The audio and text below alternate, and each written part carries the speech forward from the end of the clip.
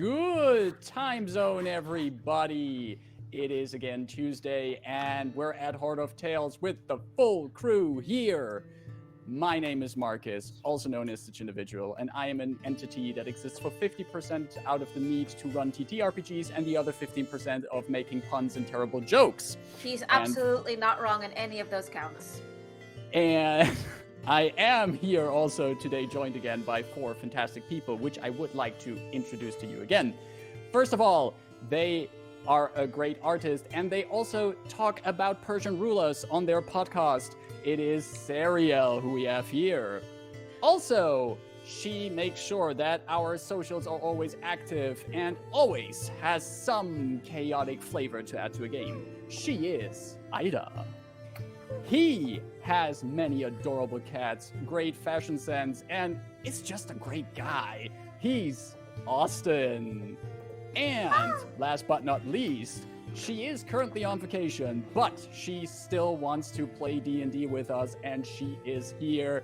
It is our leader, Caro. Hello, everyone. How are you all doing? The Nyanstick transfer is complete. Hail, Queen! I see that Nyanstick has crossed some great distances and is now trying to find acceptance as a real cat from another screen. Yeah, great distances of like maybe how much? 20 meters? Vertically.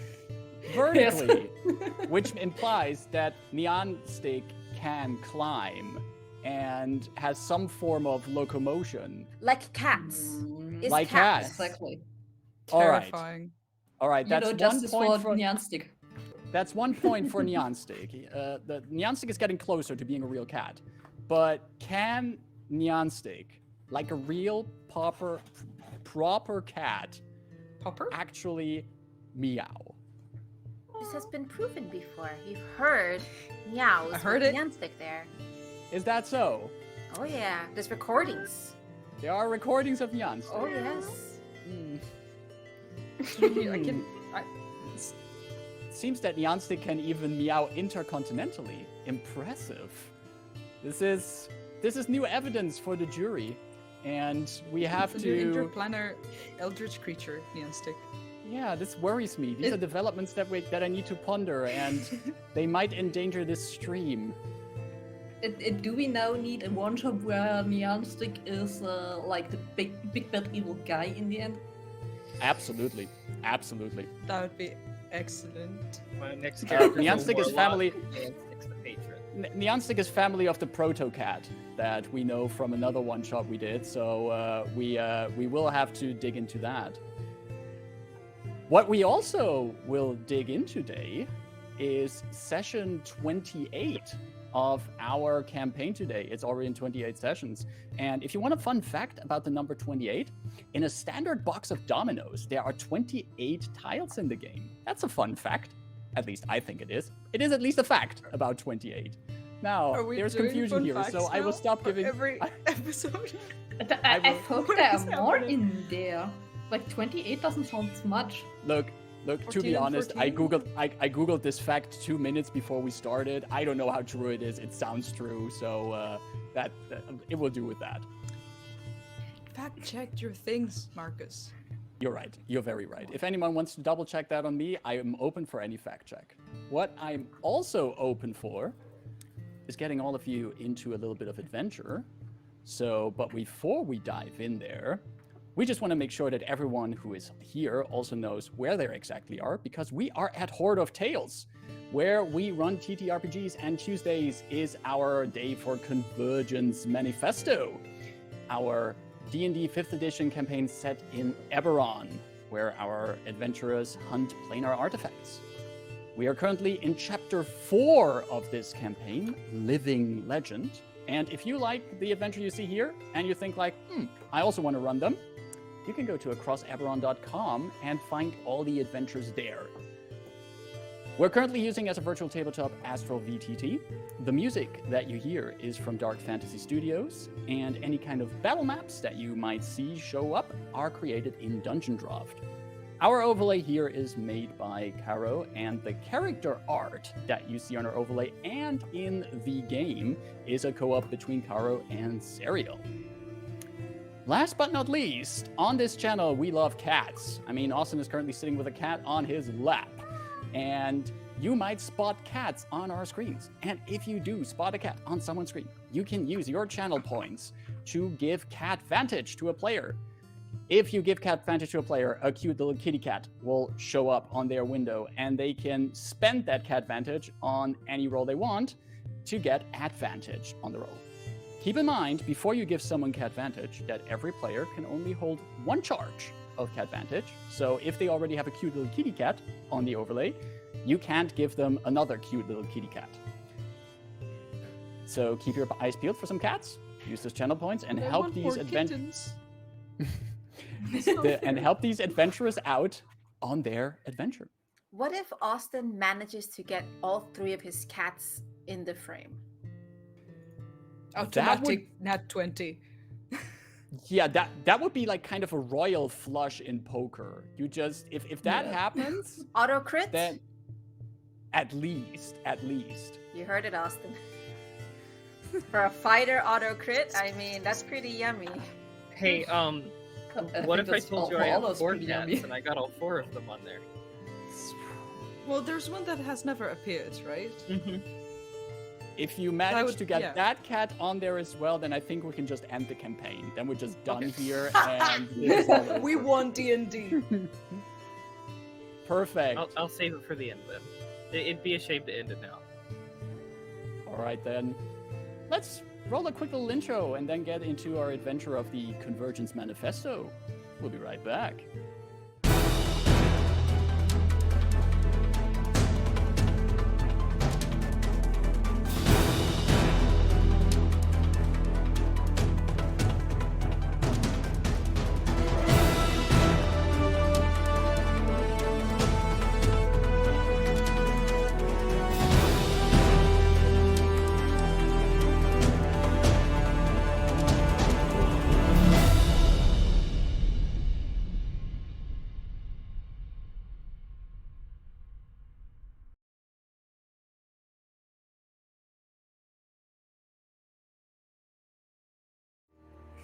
Here we are again. I would say that my suggestion, like I have no say in this, but if Austin were to have all 4 cats and cat ears, like give him the mechanic of a barbarian rage as well.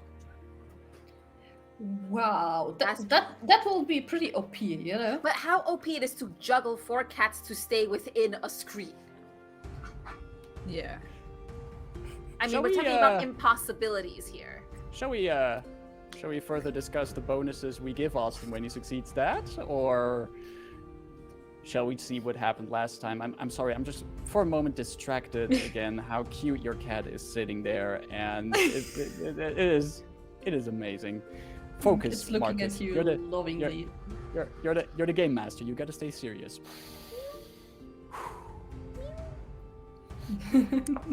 Last time on Convergence Manifesto,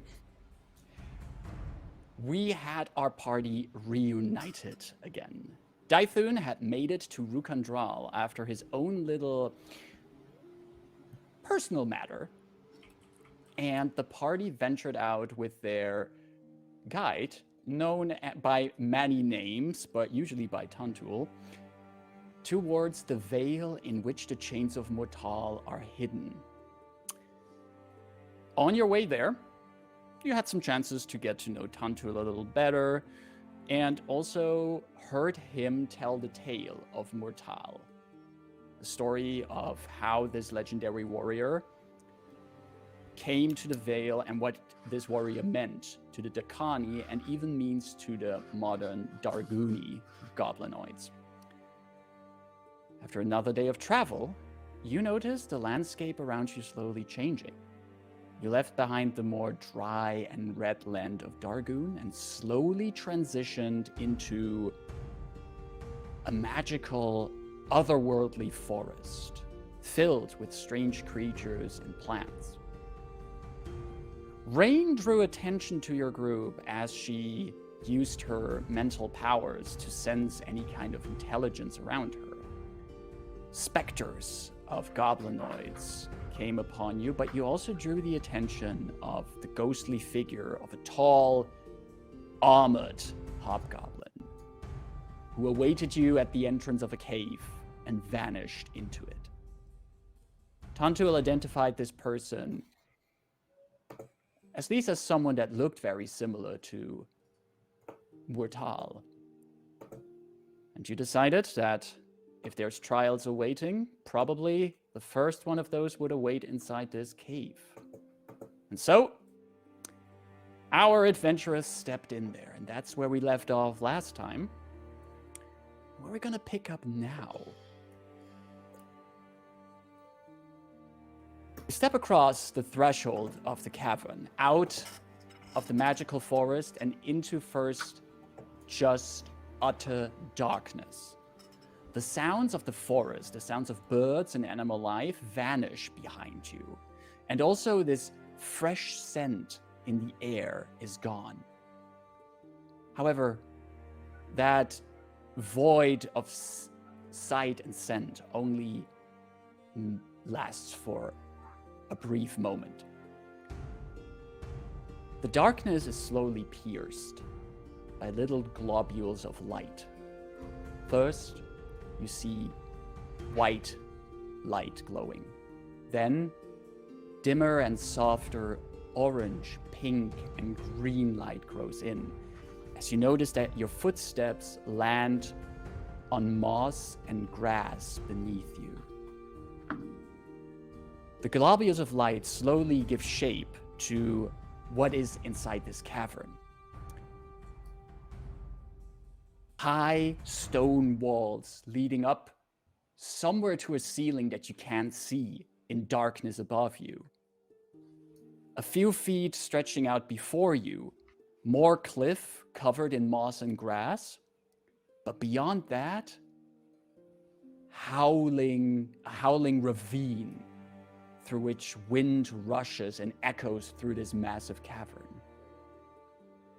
At the edge of this cliff, here inside this cavern filled with various lights, you see it looks like a stone walkway leading across the abyss to a platform further out in the darkness. As you enter, your party, together with Tantuul, you hear words.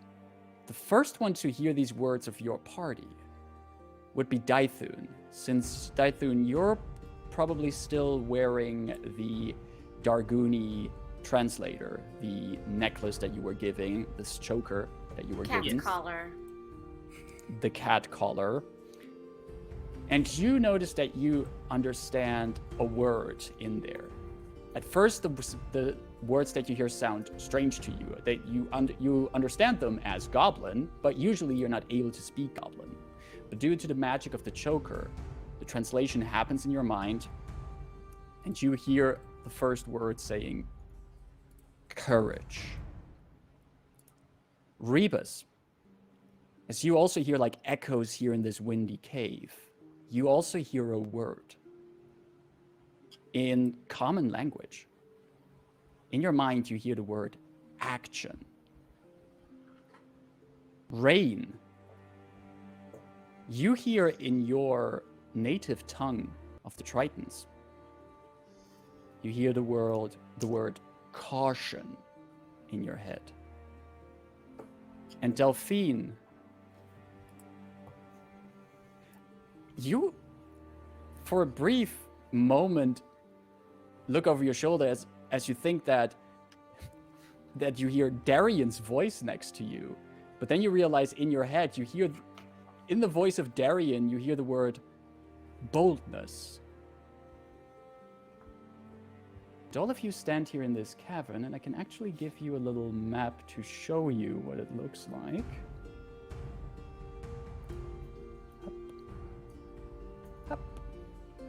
And put the party here. Up, up, up. Whoa. up. Whoa. And that should be it. So So pretty. there you are in this cavern. Ahead of you, this stone bridge across the chasm, lights around you. You heard these voices in your mind. What would you like to do? The first thing Rain says is out loud. Excellent.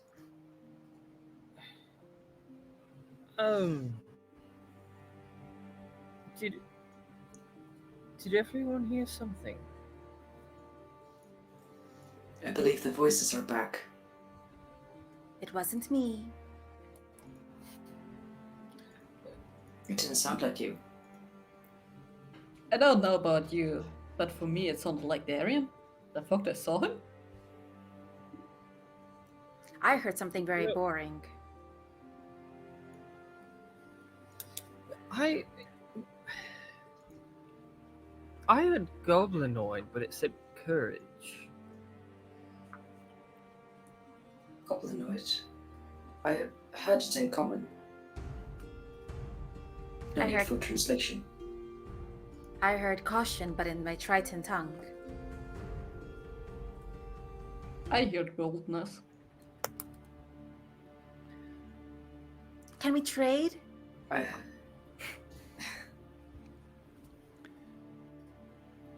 Tantuul, did you hear anything?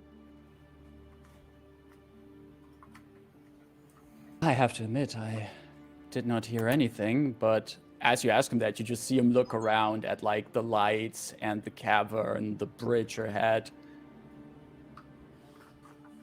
What a transition. From this forest into this strange cavern. You mentioned you heard words about courage and boldness and the likes? But apparently none of us said wisdom or honor. I'm not, have to say, a little offended. I heard action, which I'm not quite sure how to interpret, apart from, the immediate movement.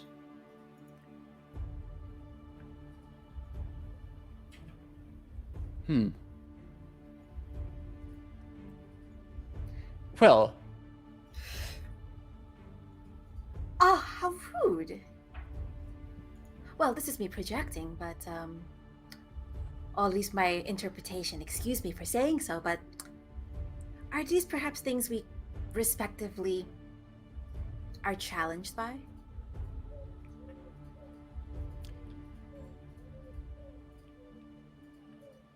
that is possible, but I don't feel like I am challenged by courage very often. I also don't think so.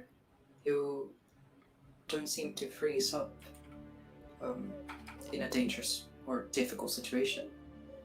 As well as I don't doubt Delphine is not often challenged by the lack of boldness. Which is true. In the grand scheme of things, though, compared to her family?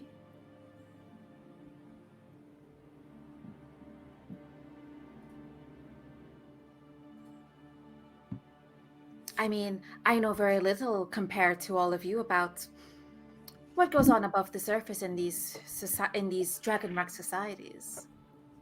But wouldn't a person of Delphine's standing and, I scratch my back, characteristics be doing something a bit bolder than adventuring? I don't believe that's necessarily true, Miss Rain. I think Miss Delphine is, in every situation we've found ourselves in, the boldest of all of us. Confident and clear in her mind about her goals. But it might be worth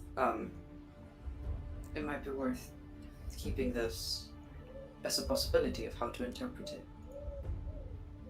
I, for one, know I can be challenged in taking action. And You hear not always. an ethereal harp sound in the air around you, as if someone out there in the darkness just gently moved their elegant fingers over a giant harp, the notes echoing through the cavern. And once that sound subsides, you see movement ahead of you on the bridge. What was now just first a flat bridge, you see on the first half of it, jutting out of the bridge, are these spikes that shing, come out of the ground and shing, retreat back into the ground. Past those spikes, at the second half of the bridge, you now see these massive swinging blades that go from side to side. You see have no clue to what they are attached. You look to see them. There's no ceiling that you can see they're attached to. They just fade into blackness, but they just swing from side to side in that pattern, which is just, and as they pass each other, these thick metal blades, you hear the vibration of it, just like shing, shing, shing. That was a improvised beatbox. Hope that is sufficient, and it's Let's go. Basically, the first half of the bridge has these spikes that come in and out of the ground, and the second half has these massive blades that swing from left to right. And once these aspects have manifested, you again hear this beautiful ethereal harp chord, and then all you hear is the wind rushing through the cavern. Is the bridge seemingly like the only way to progress?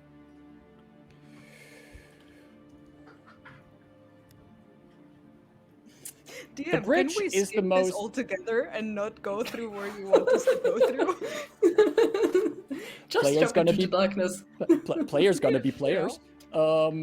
You I have a climbing speed of this. The walls are only so high. No.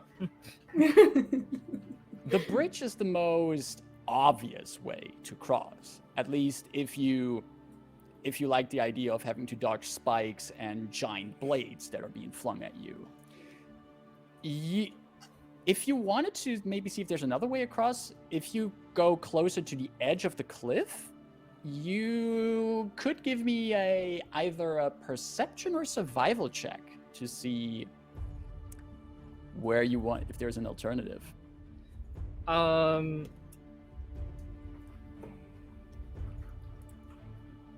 No. No. No. Okay. I Uh, don't see anything. What?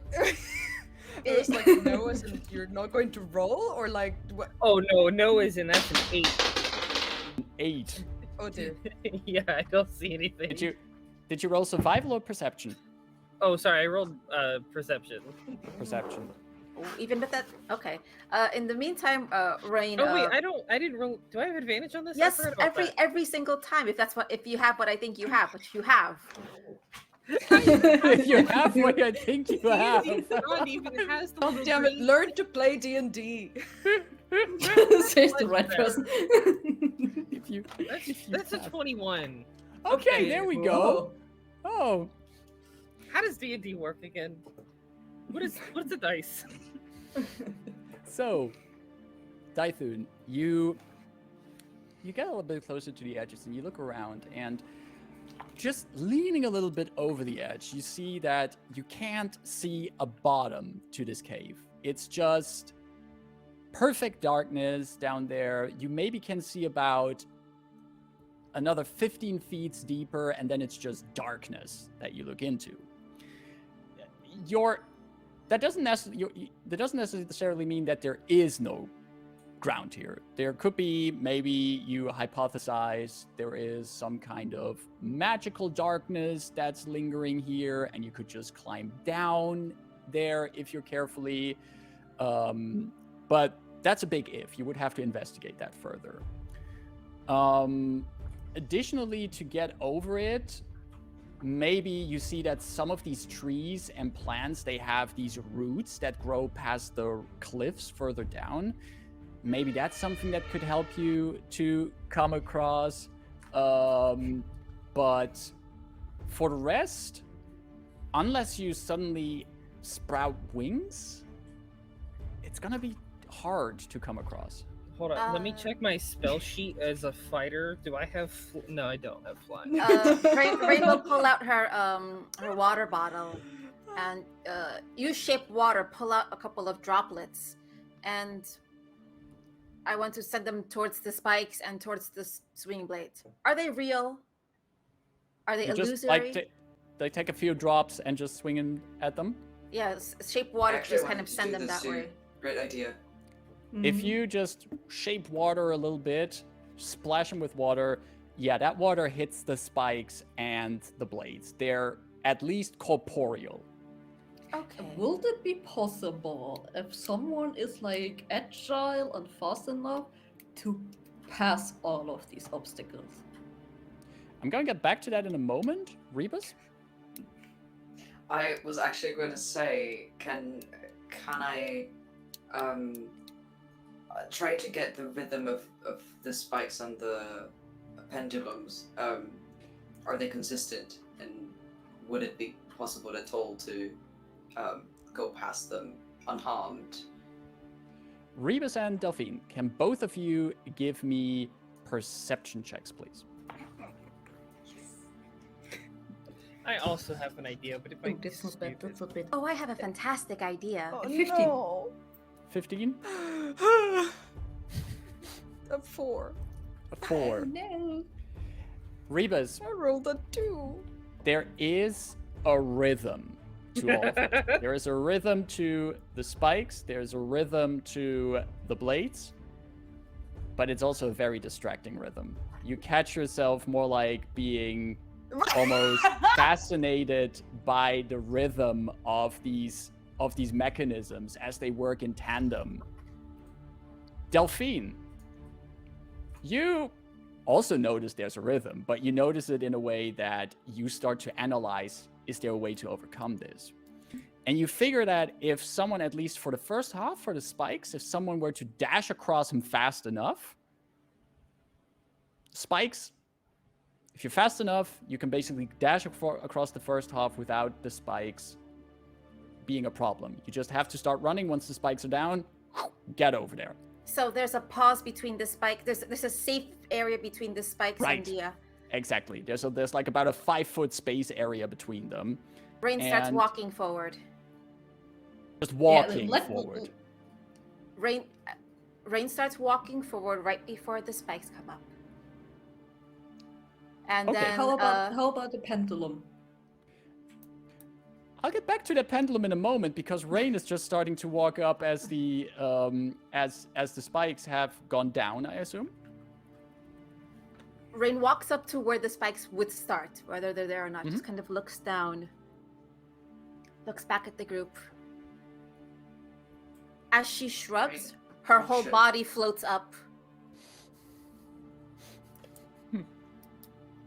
And then she just kind of crosses her arms and starts floating backwards like 1.5 meters over the spikes.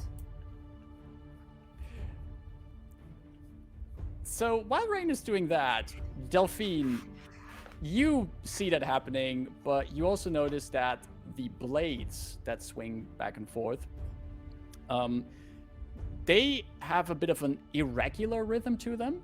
And it's not just about being fast to get past them, but also paying attention to the blades themselves. So it's a combination of being quick and perceptive of how the blades will swing.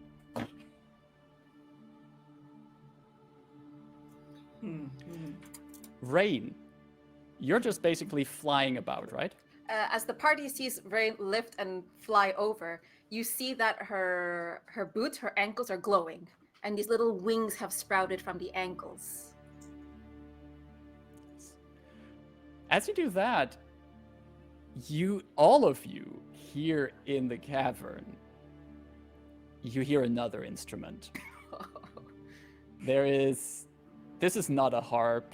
This is not some gentle instrument. You basically hear someone letting out a disappointed dude on a trumpet somewhere in the caves.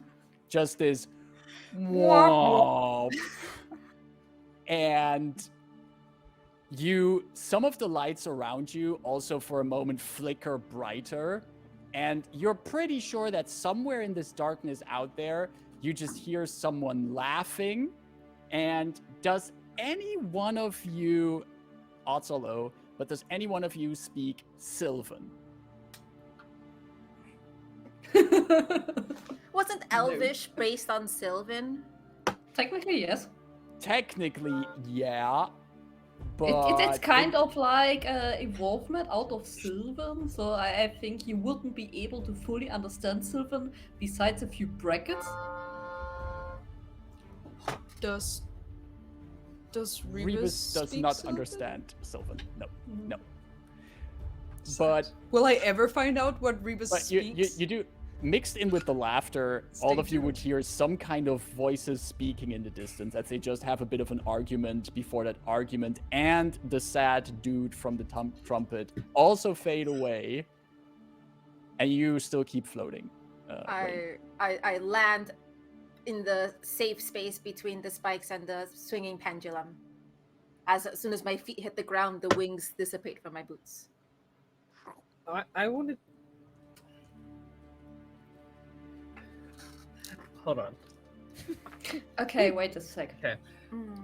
If I'm able to catch the rhythm of the spikes at least, will this be able if I could tell anyone like how to move, so that they're not getting catched by the spikes? Yes, provided that they're still basically able to move fast enough, and Yes. knowing your companions, all of your companions should be able to move such a short distance fast enough. Even Daithud with his overbearing armor. Even with his currently 25-foot walk speed, Daithun is also fast enough. Excellent. Daithun's gonna turn to Rebus. I have a question. Would you say the way Yes. Rain handled these spikes was cautious? I believe so. She didn't rush into them without a plan, and she took the safest option she had. I don't know how she will fare with the pendulum, but so far. What if the... Dython's gonna look at the spikes and he's gonna make a run for it. While this is happening, or as they're discussing briefly, what Rain would want to try to do is with the floating water ship with chip water, if the spikes are down, and assuming they come from little holes, can I fill that water and freeze it? To maybe not prevent the spikes, but maybe it slows down that last bit. Maybe if someone happens to be slower trip up, they might have a buffer where they have an extra reaction seconds before the spikes have to break through ice. If I can do this. You want to try that while Daithun is going for a mad dash across the spikes? Or is heading up to get towards the spikes? Worst case scenario, the spikes delay, and a delay is good. They shouldn't come earlier. Can you I imagine? can think of a worst case scenario, but I'm not gonna. I'm not know gonna what? say slips. I wouldn't know. you tell me if I do this, if I know a Dyson is running before or after, because things are happening concurrent. If I don't know, then I'll stop the idea. Otherwise, like, I don't know, roll initiative to see who does what they're doing first. The reason why I'm basically asking is if you do this together, if you do this like just before Dythun is going for his run, this is going to have an impact on Dythun's roll, but I cannot tell you ahead of time if that impact will be positive or negative. You just go for it. See what happens. Yeah. Rain is in the mindset of like besting these things instead of doing it the smooth way. So I will the droplets that were floating around me, as soon as the spikes go down, I'm going to send my water in there and with shape water freeze them. As long as there's no creatures in there, let's say a 5-foot area of spikes is frozen. That's as much as I can freeze with this cantrip. You mentioned as long as there's no creatures in there. You can target creatures with this, right? Double checking, but I believe you can freeze the water provided there are no creatures in it. Gotcha. Clear. So, you send out your water with shape water, and Dythun is going in for his run, dashing across these spikes as they are down. Dythun, can you give me a dexterity saving throw? I can do that. And I That guess I'm in would the be- middle of the bridge. Yeah, somewhere halfway through. Yeah, that's a great spot. I take it I don't have an advantage or anything. No, but what Rain did has influence on the difficulty of this roll, but I can't tell you if it's positive or negative. I don't get a modifier to those. So which dice is gonna kill me? Let's go with this. This dice is gonna kill me. Good to know. That's a 3. For a total of? 3. I'm a fighter. I got strength and con saving throws. So, Dythun, you start running over the bridge. At the same moment, Rain is channeling that water into the spikes and freezes part of the mechanism. Rain, you have an understanding when your spell works or isn't working. You understand that your shaped water has been frozen inside the openings of the spikes. And you hear as the spikes are trying to come out, there is this brief moment of just this squeaking sound, this squeaking like, as they try to come out. And Dythun is going for this run. And as he does that, as the spikes have a hard time coming out of the paneling now, you hear another instrument blowing through the air. There's just this kind of post horn sound. Dythun, you suddenly feel smacking you from the side is this crosswind that blows across the bridge and poof, slams you off of your feet. And can you give me another an athletics or acrobatics check of your choice? Come on, fighter. Okay. Athletics should be okay-ish for you at least. Yeah, athletics isn't too bad. Unrelated, how do I make a new character in the campaign? I'll figure that out in a second. Oop, that rolled off the table. It's a Delphine, 14 is your for feather athletics. token visible somewhere? What was your total, Dythun? 14 athletics. 14. So, as you're blown, knocked off your feet, you are able, while you're dangling over the darkness below, you are able to hold on to the ledge of the bridge. You have your claws in there, but you feel your weight pulling you down. And you are convinced that you're hearing from below you. You hear the sound of an audience going, gasping in surprise as this happens, while you're dangling on the bridge. Delphine, is your feather token visible on you? Yeah, I have a single feather token on me. Do you have it somewhere where we can see it, or like in a pocket? No, I have it on invisible on my clothing. Okay. I have an idea. Oh. I would like to rush forward, and there are no strings or anything attached to the bridge, so that we could fasten anything onto Nope. this. Nope. Even better, How far? even better. If you approach the bridge and you kind of look from the side, there's not any Yeah. kind of supporting pillars underneath the Okay, bridge. okay, Like for a okay. bridge of this length, architecturally speaking, it shouldn't be this sturdy. Okay. Okay. I have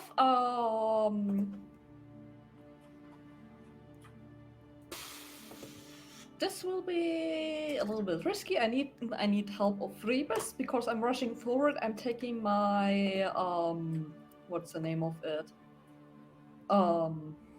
My rope and try to attach it somehow, or like I try to help Delphine with it and basically call to Rebus like, okay, like throwing it back, the end part of it back to Rebus, like catch it and hold it.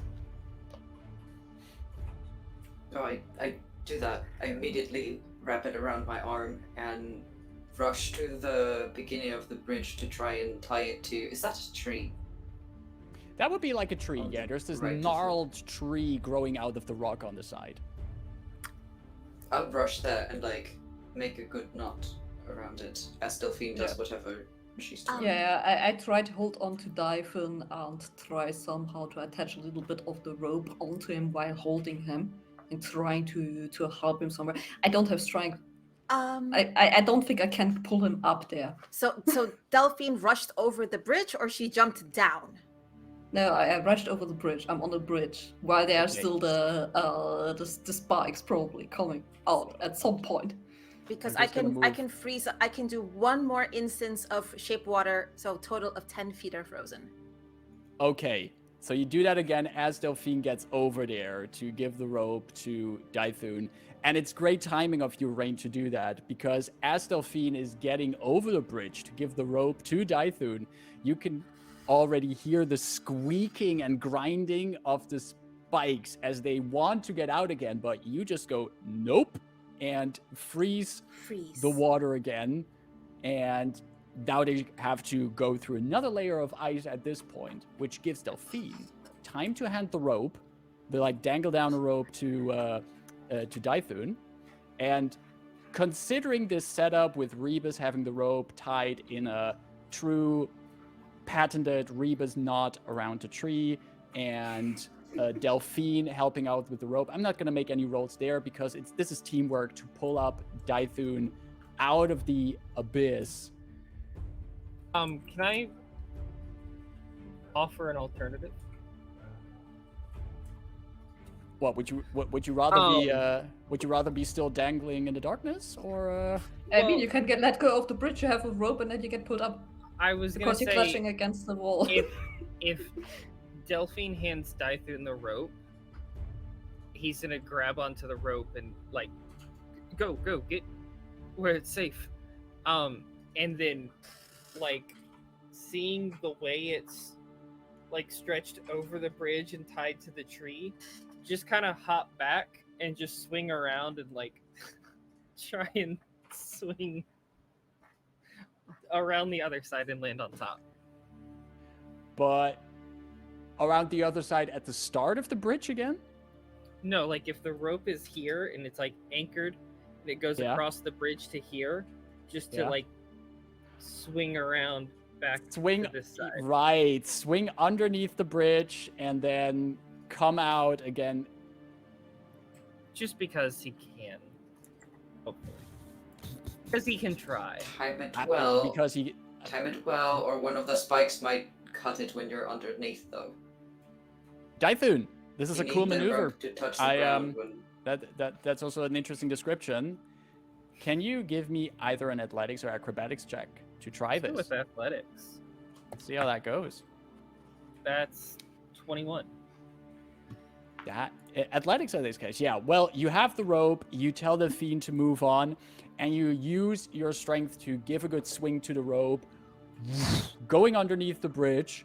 And where you first, when you almost fell, heard this gasp coming out of the magical void below you, you are convinced again. You hear there's like this whoop whoop from some kind of crowd there in the darkness as you pull that move off, into the darkness. and you swing underneath the bridge, and I would say you would land right here, halfway across the bridge, right in front of the blades. Delphine, I'm assuming that you're moving over the bridge as well at this point, or what's your plan? How much space is up there in front where Dyson lands, like next to Rain? Probably. I don't think there's much space Like you for could, several people. yeah, at this point you could still like try to squeeze in between Rain and Dythun, and then it gets very crowded on that part of the bridge, which means that before Rebus could cross, there would be someone would have to make more space first. Okay, Rain no, makes then I'm moving space. back. I'm moving back. Oh, Rain makes space. Rain is probably flying off to the side. Rain is now floating off the bridge next to Dythun, but she just kind of has like an arm on Dythun, like not for like holding on, but just kind of like she's still off her bridge. It's mildly unsettling. But there's space. So on that the means, bridge now. Delphine, if you wanted to, you could still move forward to get into that space. This ice won't last much longer. Yeah, don't worry about me. No, I'm moving Rebus- back. Okay, Rebus, what are you doing in the meantime?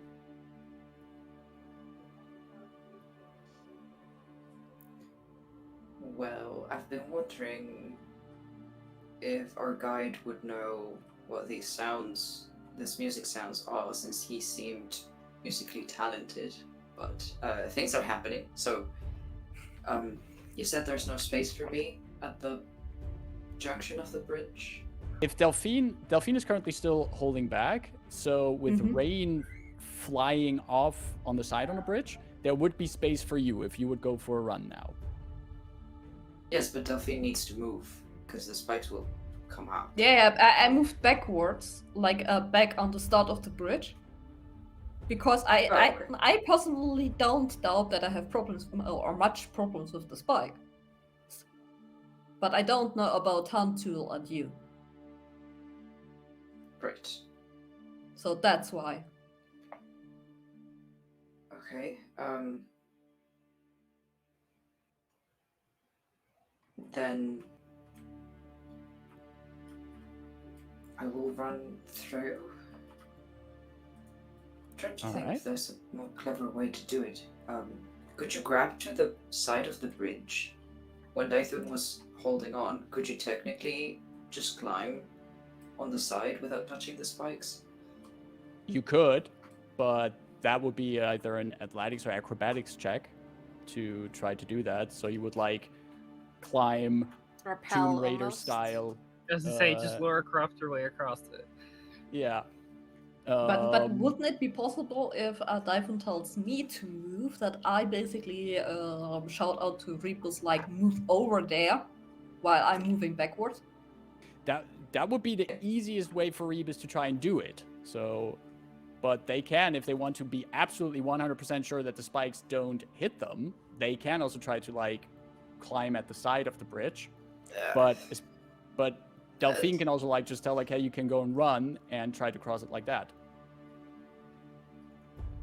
Yeah, Especially with the spikes much. frozen spikes, with the frozen spikes from Rain, that's quite some support in this situation to get across with just running fast. I'll do that then. I'll run Alright. fast. Do you run fast across the bridge, and you do, as you move, what the last thing you feel as you cross the first half of the bridge, you do feel that there is gently coming out of this sheen of ice that Rain is, you feel the first bits of spikes starting to poke out, but you clear the first half of the bridge, and all of you there can hear that there's like this cracking of ice as the spikes are moving their way back through the ice. Hope I timed it well. You did time it well to get halfway through there, which only leaves Delphine and Tantuul on, at least out there on the other side yet. But also, about half of our party, more than half of our party, in the middle of the bridge, now in front of these large swinging blades that go from side to side.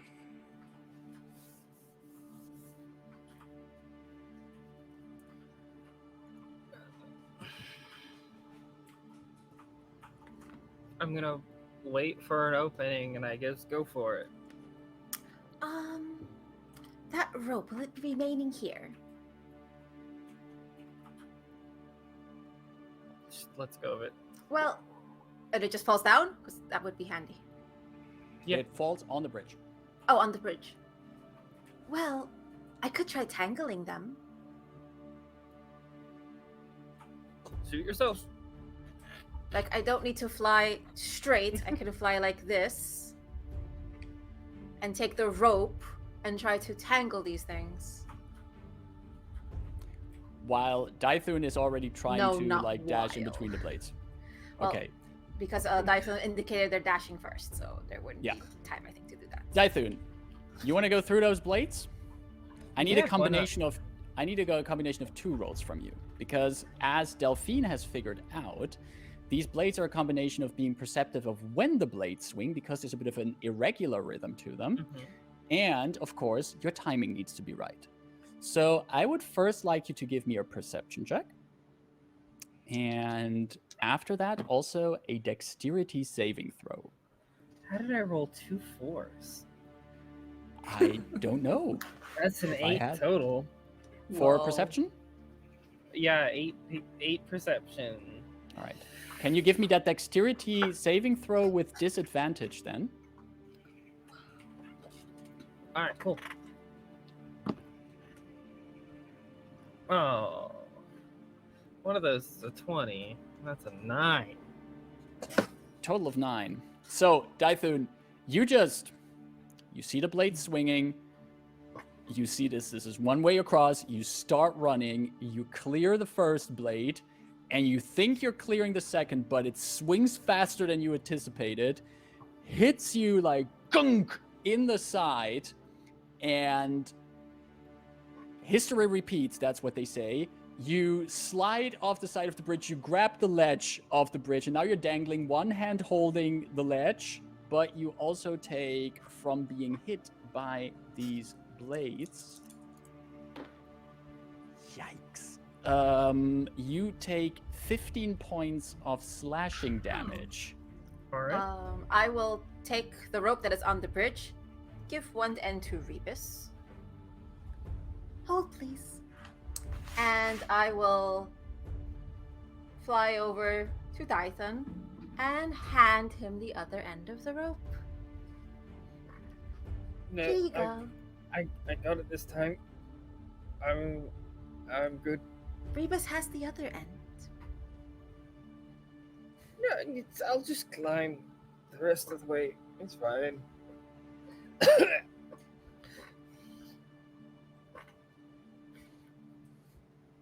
Actually, Yeah. Are you That- just gonna... Okay.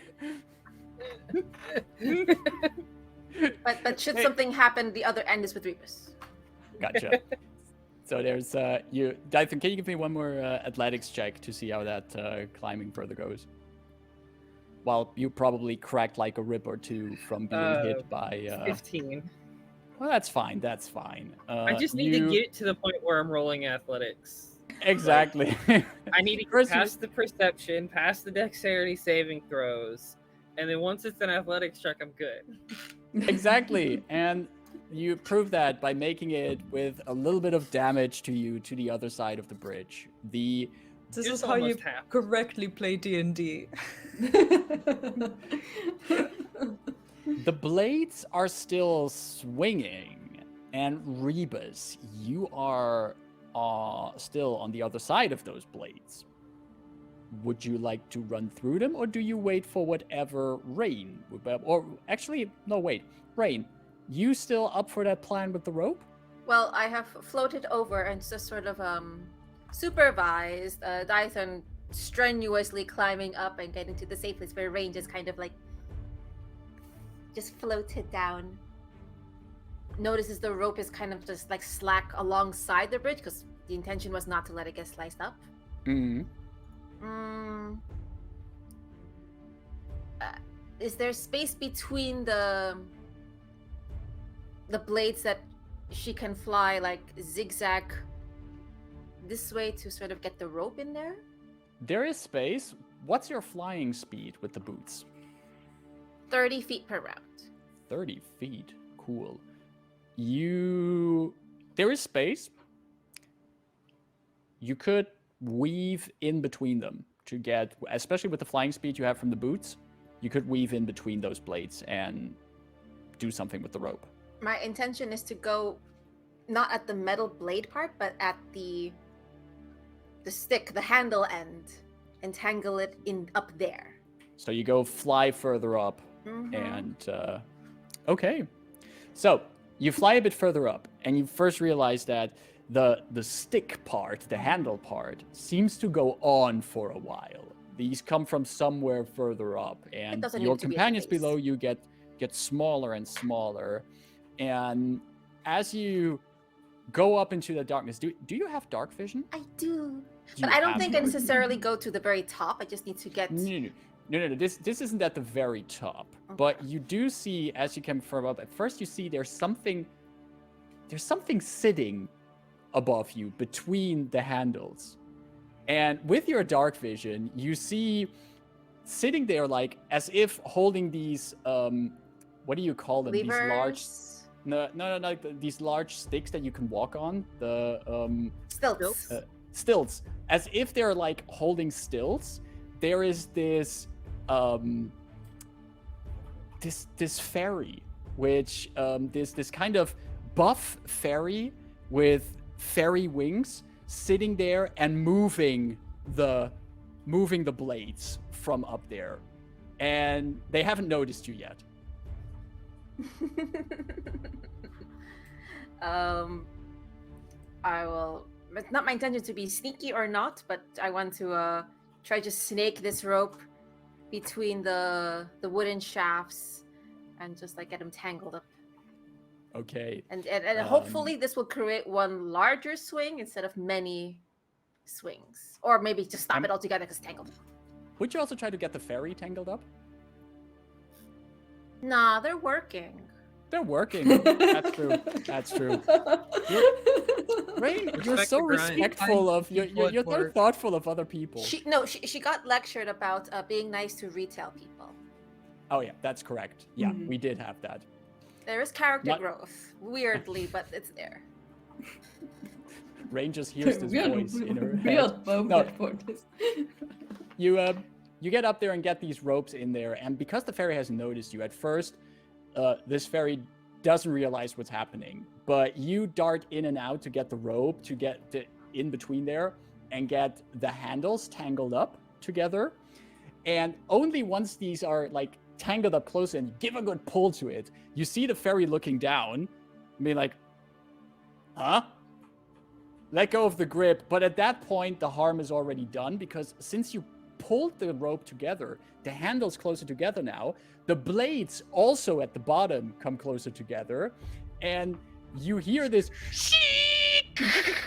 and all of you on the bridge, you suddenly see the blades go against each other, and they actually like start scratching on the bridge. Like you hear the sound of steel on stone over the bridge, and then the blades swing really wide to one side before they swing again to the other side in tandem. But Rebus, you see that happening as you're on the halfway point. This is the perfect opening for you to get through, because if you just now start running through the other side while the blade is out on the far end, no problem getting across there. I let some steam off of my shoulders and calves and just run for it Perfect. You as the blades pass the center. Yeah, it comes by again, the screeching sound. You hear this, the steam coming out of your openings, and you easily make it to the other side. Which, Still holding the rope. still holding the rope, and The one that's tangled? Because I took that oh no, to wait, tangle. the rope. No, actually, that's. Oh no, if you just took it, that's true. That Yeah, is that's one true. rope that is now properly used up. We're not going to get that back because it's tangled. So is that Yeah. one of the 3 that Dyson has been carrying around this whole time, or is that a different No, that was one? my one. Okay. Okay. I don't know Which why no, I we have still- 3. We still have a You few can give ropes me one left. back. Talking We'll leave about them. talking about things Delphine has. Currently, Delphine has Tantuul with her on the other side of the bridge still. And Delphine, you see Rebus just dashed across. These blades have been manipulated. They make these long swinging arches. But the spikes have returned to their regular rhythm because they've broken through the ice at this point. And you're standing here at this side of the bridge with Tantuul with you, who is also still observing the spikes and everything that's happening. But he's not just observing, he actually pulled out a notebook and he is taking notes of all the events. He's writing them down in like quick notes, probably for some kind of stories that he's going to work on later. Hopefully he Okay, I will doesn't take claim all of his. my failures. Yeah. I will just take his notebook and fold it together. You think you can manage this? I perfectly think so. I need to stretch a little bit. And he actually does like these stretches for his legs. Yes. Doing calisthenics. If you need help, I can tell you when to move for the spikes. Oh, that will be great. Please tell me. Okay, then go over there and I will tell you. He goes over to the edge. Okay. Okay, and waiting, and I'm passing up the moment where it's the best for him to run. Perfect. And Yeah. you have like observed these spikes for a while now. Yeah, just that you I have know- nothing to do. Like, do you know that part in a video game where you're like just have repeated a certain section of the game so often that you can just dream it? You're at that Yes. level with the spikes where you just know like, okay, just think away 21, 22, 23, and you know like when the best time is to start running. And when the best moment is, you give Tantuul the sign, right? The signal that Okay. he can. Yeah. And with your assistance, and thanks to your assistance, Tantuul clears the bridge until halfway on the bridge. So he's past the spikes. You see him like with this quick little dash that he pulled, he like gets up there, and right behind him, he hears the spikes going ching, going up, and he turns around and he goes, whew. And then he turns around again towards the blade, and at that moment, the blade comes swinging by right in front of his nose. He goes, oh.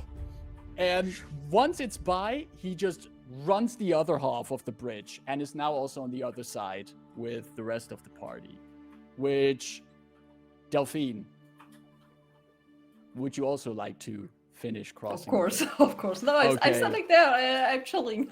Oh, you live Yeah. there now. Hmm? This is my spot now. Bye, losers! Goes back. Yes. Oh. And you also, especially, you know the timing. You see that the blade has now been manipulated. You can also dashing. Can over I the can I bridge. try to time it exactly so that I can make just one head start and basically slide over in the end, like for the last part?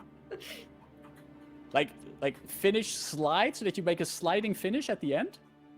Yeah, basically right in at the moment like that I can pass up the spikes, and while the blade is when I'm at the second part, like just passing by so that I can run over. Sure. Yeah, Yeah. you've been you're Give me that. you're the one who has studied this movement of these hindrances the longest. You can time it that. You're agile. And also there is a little bit of there's this small hint of nostalgia doing this, because it almost feels like you're again back on a ship during a storm when someone forgot to properly tie down all the boxes and loose elements on the ship, and you had to run across the deck dodging things that go from one side to the other, and it's almost second nature to you to then go over here, slide at the right moment, and make also a beautiful finish coming across the length of the bridge. And as all of you, including Tantuul, are on the other side of the bridge on this rock platform on the other end, you see the blades does one last swing, and then you hear this and the blades just fall down into the darkness. Eat. And you see this little fairy creature flutter up from below, flutter by, and looks at Rain and just glares at Rain. Nothing personal. And then flies off. And you hear there's a moment of silence. So you hear nothing because that's silence. And you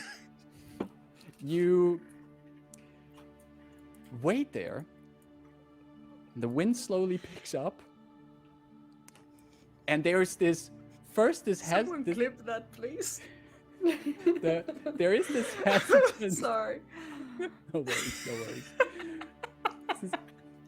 There's this hesitant clapping from somewhere in the cavern, and it's joined with a bit more clapping, but it's almost like only half a crowd is clapping. You know what? When you don't know if you should be clapping, but there's a few people in the room that join in with the clapping, that kind of hesitation is in there. Minor illusion. Clapping. Loudly. Let's go. Like this really loud. With like whistles and clap. Yeah. woo! And one more ethereal note from a harp rings through the cavern. And on the northern side of you, which you can't really see on the map right now because it's off of the map at this point, there is more darkness, but you also hear beneath you the rushing sound of water somewhere in the dark below. And all of you hear in your head the same thing, but all of you in either common or your native tongue, you hear a gentle voice saying, "Do your trademark thing." Excuse you. Oh, we're being directed. I heard So about is it this safe new to say- genre, these reality stories. Tantuul stands there and he says, like, I just heard something saying, "Do your trademark thing." But the voice was a little bit annoyed. So, hey, we told you what tends to happen, right? Right, Lara, I heard through her, and you also told me, yes. So I have a bit of a, Yeah, I have a just gut. kind of looks over the edge. Tantuul looks also over the edge. You just shove him over. Okay. Or do the You- thing where you just grab the back of his collar He's got- and I just push got but a- hold? Are you Just jumping tandem with him? skydiving. Yeah. Tandem skydiving? You just Wait, do we have like feather tokens or anything? Like, No. are you just? No. Nah. In the best case, there's water at the end. Like, we hear water. I hear water. This stuff. Yeah, because Kinda- that I'm going doesn't for a hurt dive. when you fall like 50 meters. It's completely so you safe. see, La, la, la, You see- la. yeah, you see Typhoon and Tatooine falling off the cliff down into the into the darkness. What does the rest of you do? Oh, they I'm going jumped? for a dive. Then I'm gonna jump. And I'm going to be in free fall until I can activate my fly. Until I see something worth landing I at. just shrug if everyone has jumped, and and just like, Well, okay. I hope you guys land softly. 'cause- Down into Everyone's gone, so if everyone's gone, like whatever happens, happens. Yeah, Honestly. risky for the biscuit. Marcus is just like, I didn't plan the TPK here, but There you go. I'll I just think- jump off the cliff. I think this is what they call a trust. What fall. happened? How did you kill your latest party of adventurers? Suddenly, I didn't. They just jumped off. Dumb Ways to Die starts playing. You all of you at your own pace jump off into the darkness. Daithun and Tantuul were the first to jump, and Daithun, you have Tantuul right next to you, who you would have expected, like the last time you threw someone off a cliff, there was maybe a bit of screaming and a bit of surprise. No, It was actually, you Nimbus that was indeed Nimbus, of, yeah. of a And- sky ship. yeah, and you would have expected that maybe Tantuul would have done the same, but actually, as you look to your side, you just see Tantuul with his eyes wide, mouth open, but there's this expression of joy on his face that he's just now falling down there, and the wind rushing at him. As you fall into the darkness, you The can hear the madman. water getting closer and closer, sounds of more streams rushing in, and then just before impact, you see the glistening surface of water, but then you already feel the impact into it as you splash in there. You take 1 point of bludgeoning damage from hitting the surface of the water.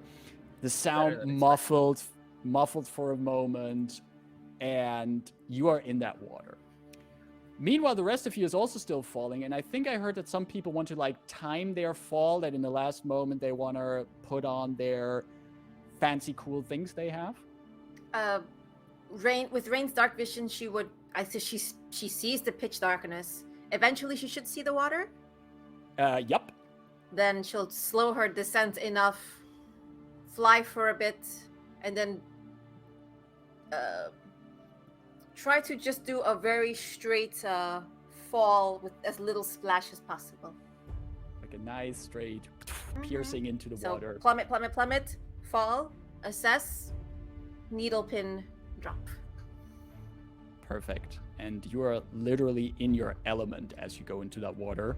I take a nice And- deep sigh as soon as I'm in the water. Like, You're also in there. Rebus, you're just plummeting down there as well? yes, I guess I'll go head first, or, arms first.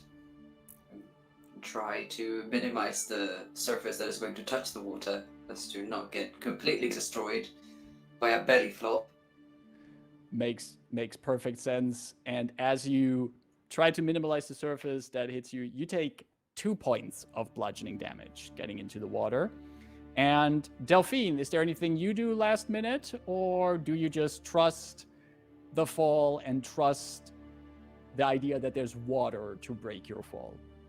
I hear water. I don't see it yet. So I'm just doing a classic dive down there. Maybe kills me, Gotcha. maybe not. Well, heads first. Well, you do notice the water the moment you breach into it, and you also take 2 points of bludgeoning damage from the velocity of hitting the water. But all of you eventually end up one by one after each other in the water. And you do notice there's a bit of a current in the water. Not a super strong one, but you do notice that the water is flowing into a specific direction. You can easily get, those of you who need to breathe in water can get their heads easily above the surface to do so. As said, you kind of feel like you're in a very gentle underground stream right now.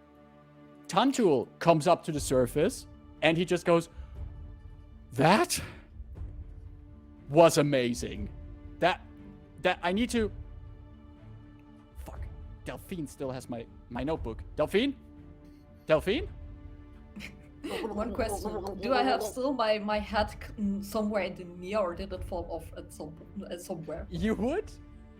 One of the things that you would notice when you fall into the water, like you fall into the water and you notice that your hair is free flowing, but you look up and you see your head floating on the surface.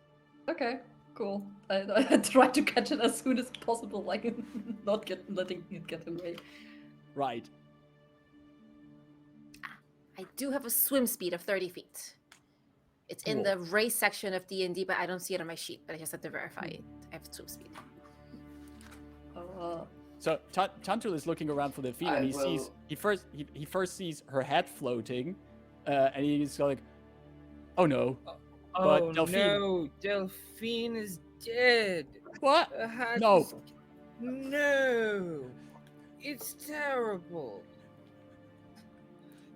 And he looks at you. You're gonna be so. The experienced person in the sea has drowned in water. How terrible! Excuse you?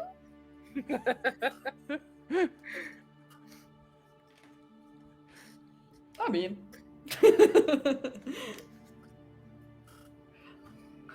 and dive when you hear behind you like, and she's never coming back, ever. Oh no. Tantuul looks around, sees Delphine there. Do you have my notebook?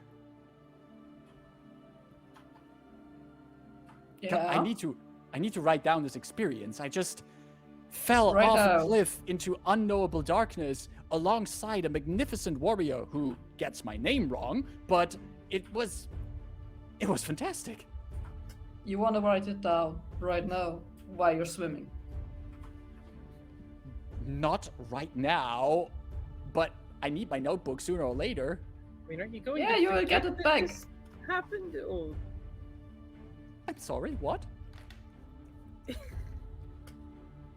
Are you gonna forget that this happened, or just write it down later? I capture the moment. The moment is fleeting. I'll pull Tantuul's ankles down to reset. You just pull him down for a moment. Push his feet back up. Is this a typical day for all of you? Welcome to the gang. Yeah, basically. No. I need to ask Lara if I can sign up for this. Does Rain see anything in the water as she's In the swimming water. around? There's little fishies in the water. Some of these little, almost like these little red and blue fishies that swim around in small schools in the water between you. There's some underwater growth. You can see like at the bottom of this little stream you're in. There's some kelps and the likes. Nothing gigantic, nothing large, nothing threatening. There is life in the water, but they don't get the idea there's anything threatening in the water. Here, fishy, fishy, fishy, fishy, fishy. Here, fishy, fishy, fishy, fishy. And there's this school of red-blue fishies that come over to you. Salutations. I can have the whole session and Marcus be fish here.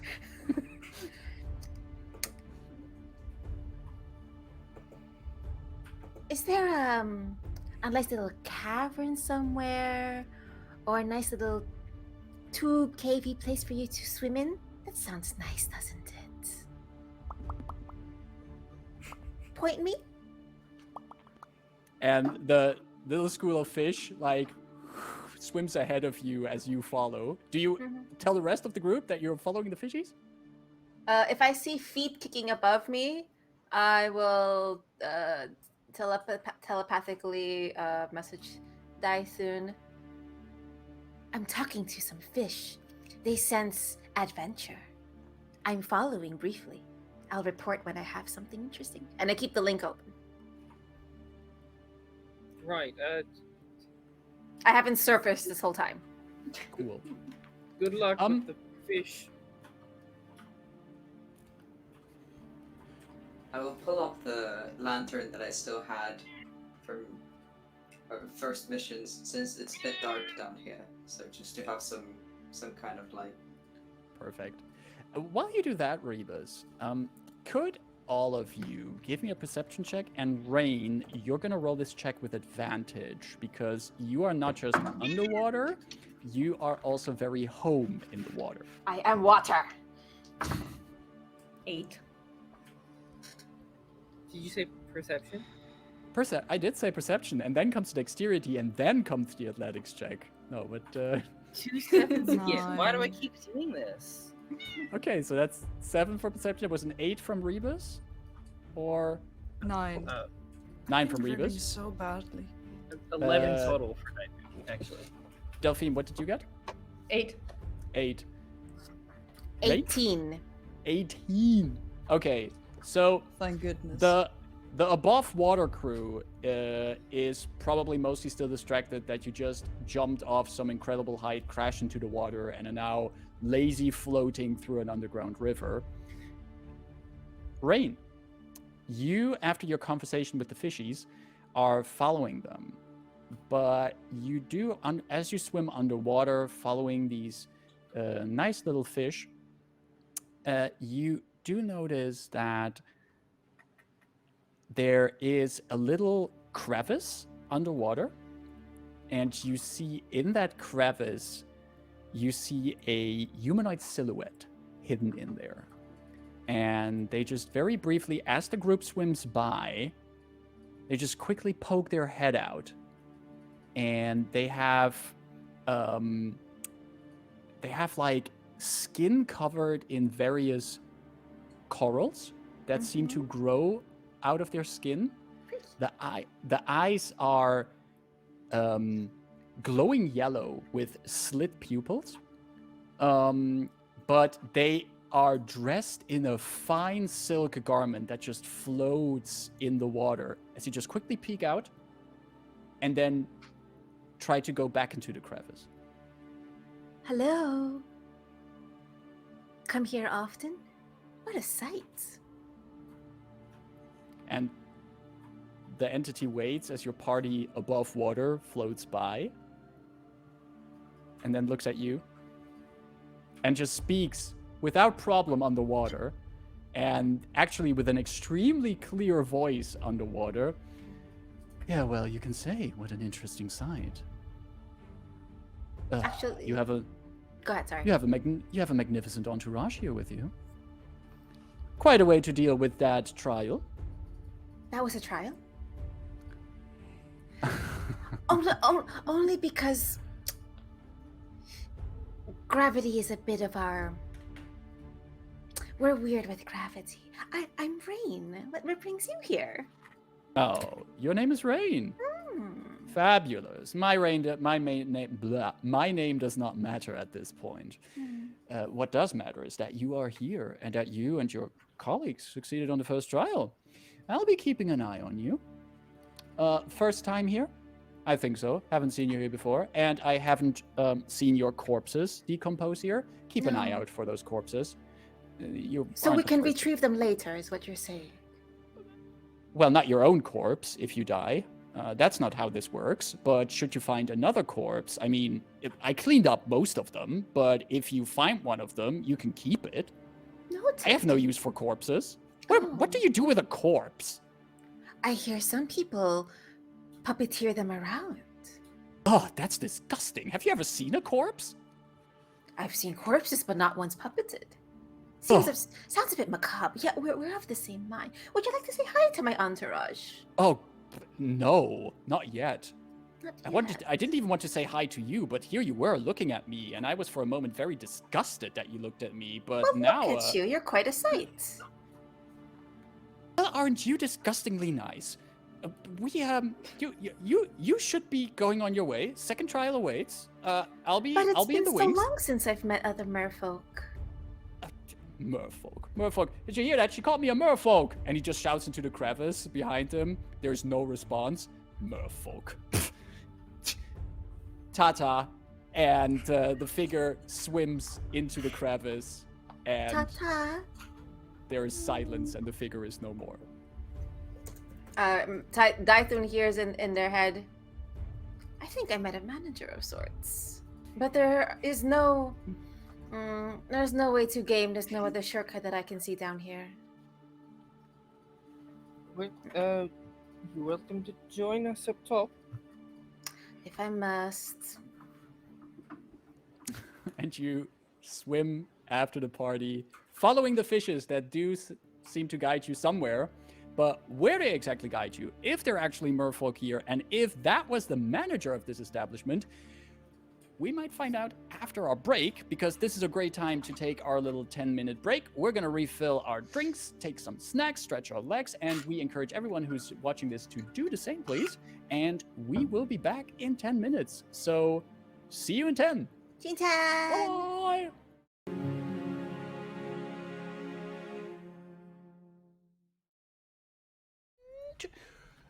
We are back. We're back from a little break and ready to continue our second half of today's session of the Convergence Manifesto. If you've been tagging along with us so far, thank you very much for doing so. Thank you for hanging out in chat, or just simply lurking around if you're watching here. Thank you for that. If you like what you see here, please feel free to give us a follow on Twitch, or if you really like what you see, why not subscribe to our channel, which you can also, if you have it lying around, use your Amazon Prime subscription for if you want to.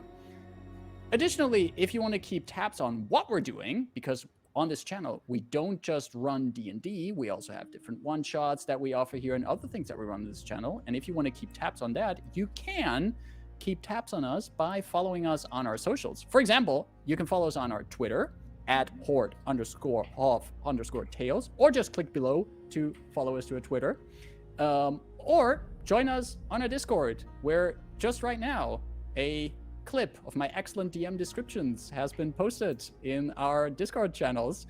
But you can also find other amazing things on our Discord, and we're always happy about new faces in our community.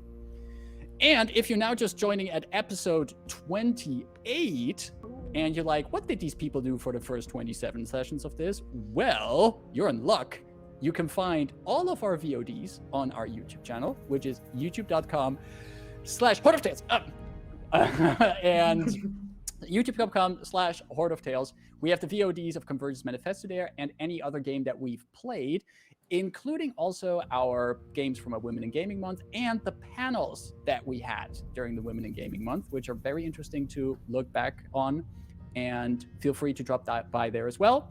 And if you want to, also subscribe to us on our YouTube, because we also have funny shorts there. At least I think they're hilarious, and I think they're really cool. So join us there. And if you already watched some of the videos, why not just keep like a thumbs up on them, so or leave a comment, because every little bit of engagement helps out climbing the ranks. Feed the algorithm. Algorithm. All praise. Algorithm was the BBEG of my last campaign. It does sound like an eldritch creature, and worthy of fighting. Cool. Algorithm is not the BBEG of this campaign. We don't know yet what the BBEG is of this campaign, but right now the situation here is that you're in an underground river in the plane of Thelanus, the realm of stories and the Fae, and you're following a bunch of fish to a safe spot here in this underground stream. And the fish live up to their word, if they had words, and bring you to a little alcove at the edge of the stream that you're gently floating and swimming in. There's an alcove in this underground system, dry and with enough space for all of you. And as you climb out of the water, you even see that there's remnants of burned wood here, remains of a fireplace.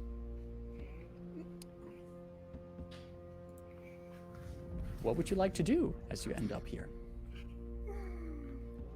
I'll touch it to see if it's recent? The wood is cold and dry. It's not like it just like it. It's anything but recent. Alright. But then I assume there's been more adventurers making it through here and past the first trial.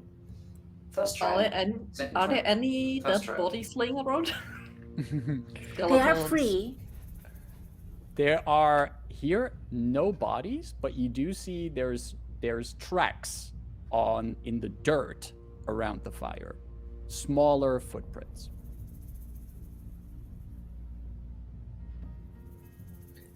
Pointing out How the footprint.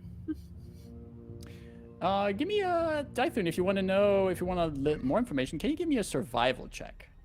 As Dyson is thinking about this, and Brain is noticing his like really cut up body. And you'd rather not take a breather? Take a nice swim? There's 17. Ooh. While you hear Rain Good roll. voicing her concern for you, you look at the tracks and could be the size of goblin feet. Okay.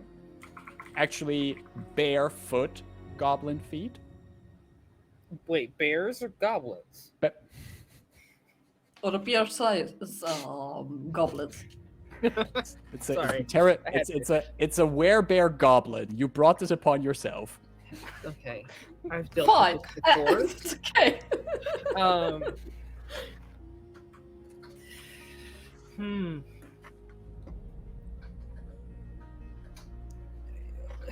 Right.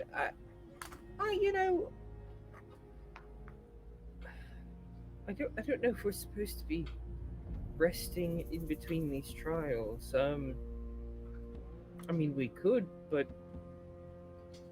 aren't we? Wasn't there like a whole thing of like putting on a show for these beings?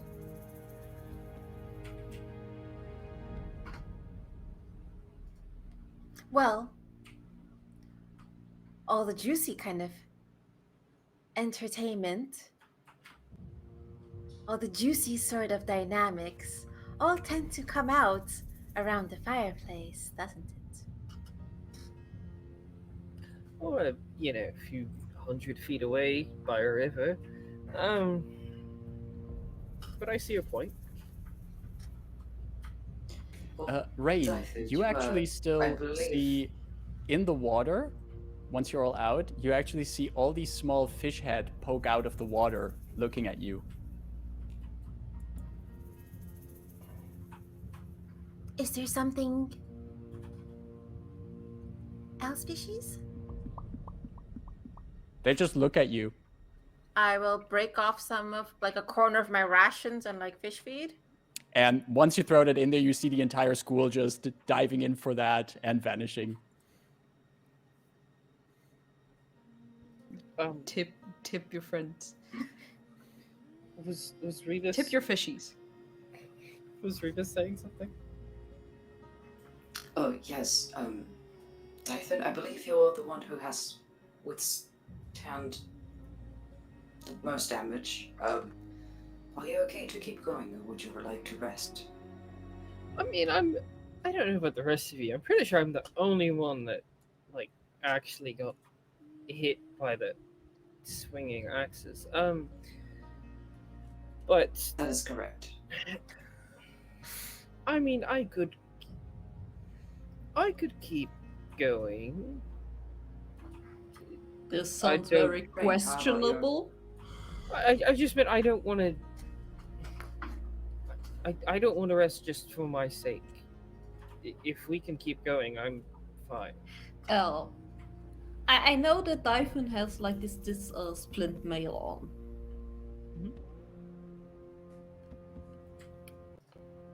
So, from the normal point of view, I probably don't see that Dyphon is hurt so much. So, can I give him like a nice good testing knock on the side of his ribs to see how damaged he is? You know, can you give me a medicine check to do that? You're doing a Oh yeah, applied medicine is here. my absolute strength. I just want to see if he gives any signs of like that it hurts. But okay, I'm making a medicine So check. are you trying to punch Dythun to see if he flinches? Yeah, Basically? exactly. Yeah. That's my kind of medicine check, you know? Very on Tracks. brand. I like Very, it. very Delphine. I love it. Yeah, In yeah, character. That's me. That is like I have no clue.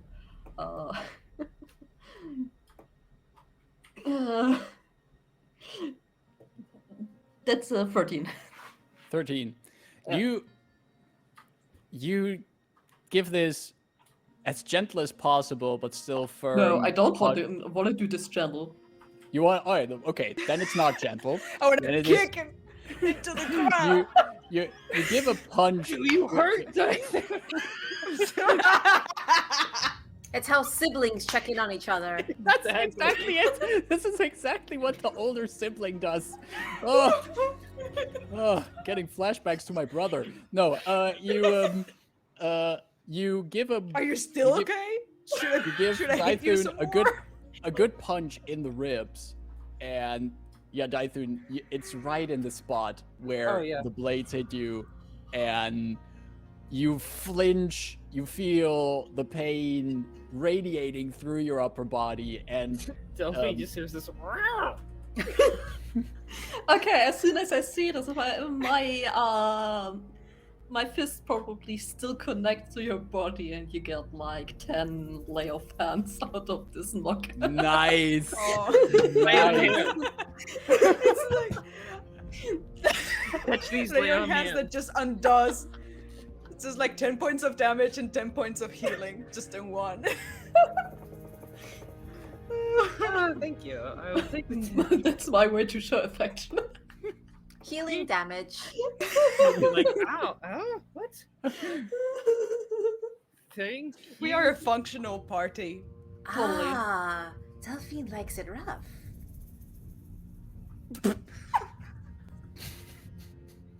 I'm out. I'm out of this game. Goodbye. I'm emotionally destroyed. All right. While Delphine is delivering punch healing, Tantuul is standing there and hears the conversation about resting, and he says, "Do you think that Mortal rested in between his trials? I think if he had the Maybe chance." This is Mortal's original campfire. Could be a Didn't you sacred tell place. us that he spent like a long time, especially with his last trial? Yes, his final trial. Yes, that's what he was stuck in. So maybe he would have rested. I'm sorry. I'm just so caught up in the enthusiasm. I still feel the adrenaline rushing through me. It's been a while, I have to admit. Back in the days, Senka and my old adventuring party, we've been out on a few adventures, and those were also thrilling. But I have to admit, this is the first time I leapt off a cliff and down into the depth, unknown depth. This is what, 5th time? Not I lost exaggerating. count, honestly. Likely. It has Yeah, unexpectedly turned into a common occurrence. I doubt this is the experience everyone else has, but how mean, would you're I just know? I've only Sending been us with to you places. people, so Pretty cool. But if this was the first trial, then I think this world will agree with us that we've passed it with flying colors. Maybe not. I have to admit, I think that the story that Thelanis would have intended was for us to all cross that bridge and not have these creative solutions, but I am not going to stop you in any kind of creative solution making. Isn't the whole point of a story to be creative? If everyone did the same thing, I wouldn't want to. I mean, I But do don't we- read anyway, but I wouldn't want to Well, read that. We have a saying, I do, in Rukandral, I have a few writing friends, and we do sometimes talk about the subversion of expectations. How, you can build up a story based on certain tropes, and the reader or the audience will expect certain things, and sometimes you need to subvert the expectations. But it is a delicate thing to do that. You need to know when you want to subvert, because sometimes there's an expectation that your audience has, and they want that expectation to become reality. My expectation right now is that we are probably going to fold his footprints on the floor. They these. lead off somewhere, right? Yeah, there's actually, from this alcove, there's a tunnel leading away from the river and the alcove. I think the Weber Goblin went this way. And to your earlier question, we Wow. did indeed pass the first trial. I had a chat with someone who works here. Wait, what? Oh yes, there was this Underwater? very unique looking individual in the water. Apart from you? The fish? A person? They were a bit hesitant with their answers, but otherwise rather engaging. And yes, assuredly we did clear the first trial. Whatever asterisk or creativity you want to put on it. DM, Yeah. Delphine wanders off in the direction of the footprints while they are still chatting. Just wanders off Yeah. while Rain is sharing this information. And while Delphine wanders off, Tantuul looks at you, Rain, and goes, "You spoke with someone from here?" Yes. I also saw the fairy that was maneuvering the swinging blades of doom. Huh. Well, I did hear, while we were in the first trial, I did hear some kind of cheering and clapping in the darkness of the cavern, so clearly there must be people watching us. Did not expect for them to just strike up a conversation with one of us. It is a production. It is not so much an organic story. I think that is An audience. the expectation we had before we came in here. I did tell you that Thelanis adheres to the narrative. And someone sets the narrative. So the last instruction to do what we usually do.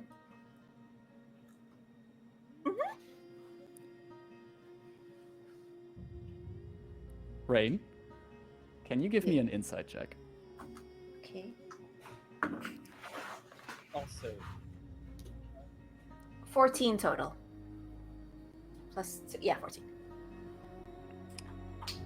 You have this little laugh at the end of what you're saying. This little. You see Tantuul looking at you with surprise and a sense of wonder in his eyes, and then he notices he tips his chin, and then he notices Delphine wandering off, and he remembers that he still does not have his notebook back from Delphine, and he wanders off. But there was a bit of, as you mentioned, that last part, of this, when you mentioned it's a production and to do what you do best, there was this moment where he looked at you and he seemed to be pondering something. That's what you can get with that roll. And Delphine, you hear after you oh, my notebook! Taking it off and waving it in the up. Is there anything the rest of you is doing at this point? Following.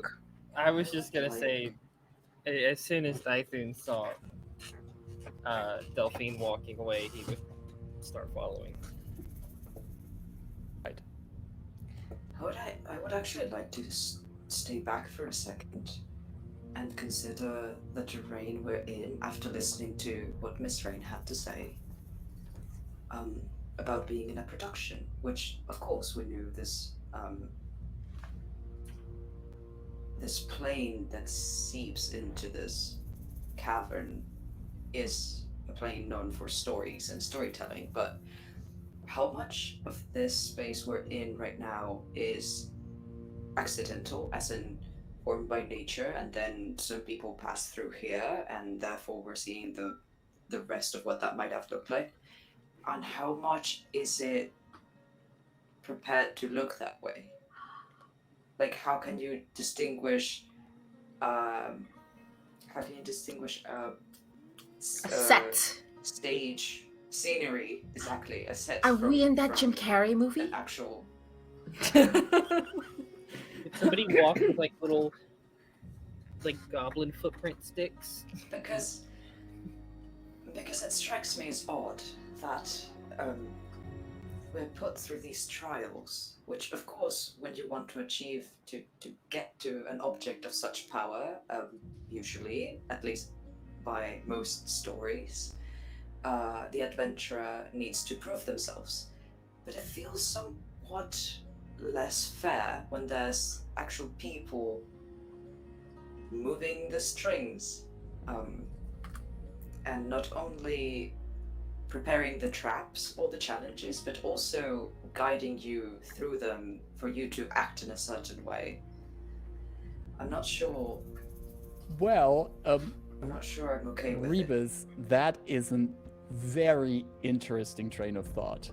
And considering the information and considering Rebus's analytical mind, a very fitting train of thought. Can you give me an investigation check? I mean, that was sort of where Try. Rain's little comment Yeah. was like, and we have to do what we're good at. Like she's here to kind of like put a wrench in all that because that's her nature to do things. So I should do the opposite and make it hard for them.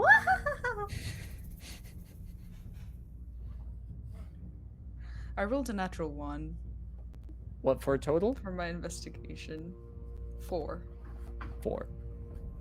The thought itself is fascinating to you, Rebus.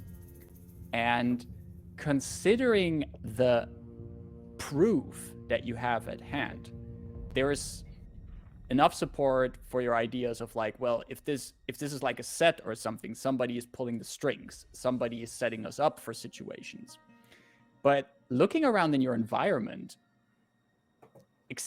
the cave around you looks like an actual cave. The footprints in the floor, the dirt, everything looks real. But the transitions from one stage to the other, like for example, when you came out of the forest and into the cave and then fell through the darkness into the water, those transitions, those are unnatural. They are too sharp, as if you're like moving from one set piece to the other. So that kind of still betrays the fact that this is not real. But you don't actually see you don't see the actual moving pieces behind the set. Where Rain absolutely has. Where Rain, for example, especially with her interaction like with the fairy in the blades, and actually a conversation with someone who seems to be involved with this, yeah, sure, there is this knowledge for Rain that there is someone behind the scenes. And Rebus, since Rain told you that she talked with someone there, you also even with this low investigation check, your theory still tracks, and you can keep your eyes open for more proof of this. And you would be aware that whatever happens here is put into play by someone.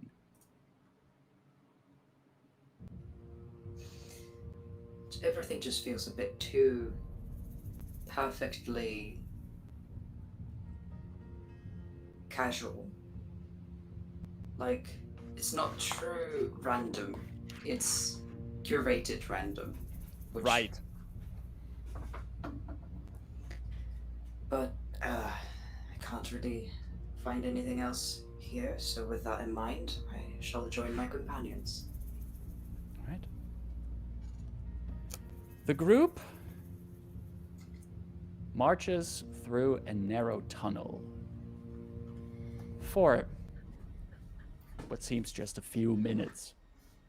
Dust and dirt underneath your feet, and your own footprints mingle with the footprints of these goblins that must have come out here before. After a few minutes through this tunnel, you see daylight at the end of it.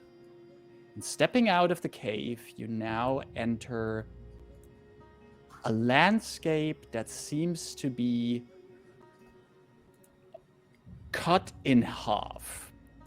On the left side, you see the beginnings of a sprawling, deep forest. Large trees, and vines tangling over each other. As you look into that forest, you can already see in the undergrowth and the darkness in between plants and bushes, you see looming red eyes piercing and looking at you. But that forest only grows to like half of the terrain you see, because the other half is this rolling plains, low-cut grass, here and there a dandelion growing, the sun hanging in the sky, while over the forest hang dark clouds and there's mist in it. And as you see this almost this split-screen terrain in this case, each of you again hears words in their minds. Rebus and Delphine, both of you hear the word wisdom in your mind. Rain and Delphine, you both hear the word perseverance in your mind. And all of you also hear the word reliance. You seem to be in Serial's hair.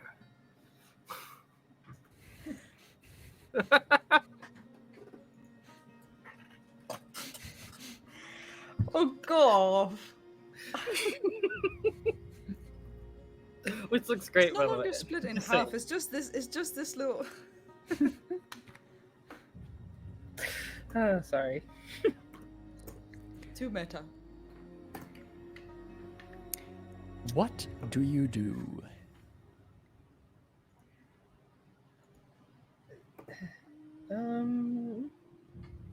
Did you say Rain and Delphine heard, Perseverance. or which was the one we all heard? Reliance. Reliance. Reliance, that's what it was. Okay.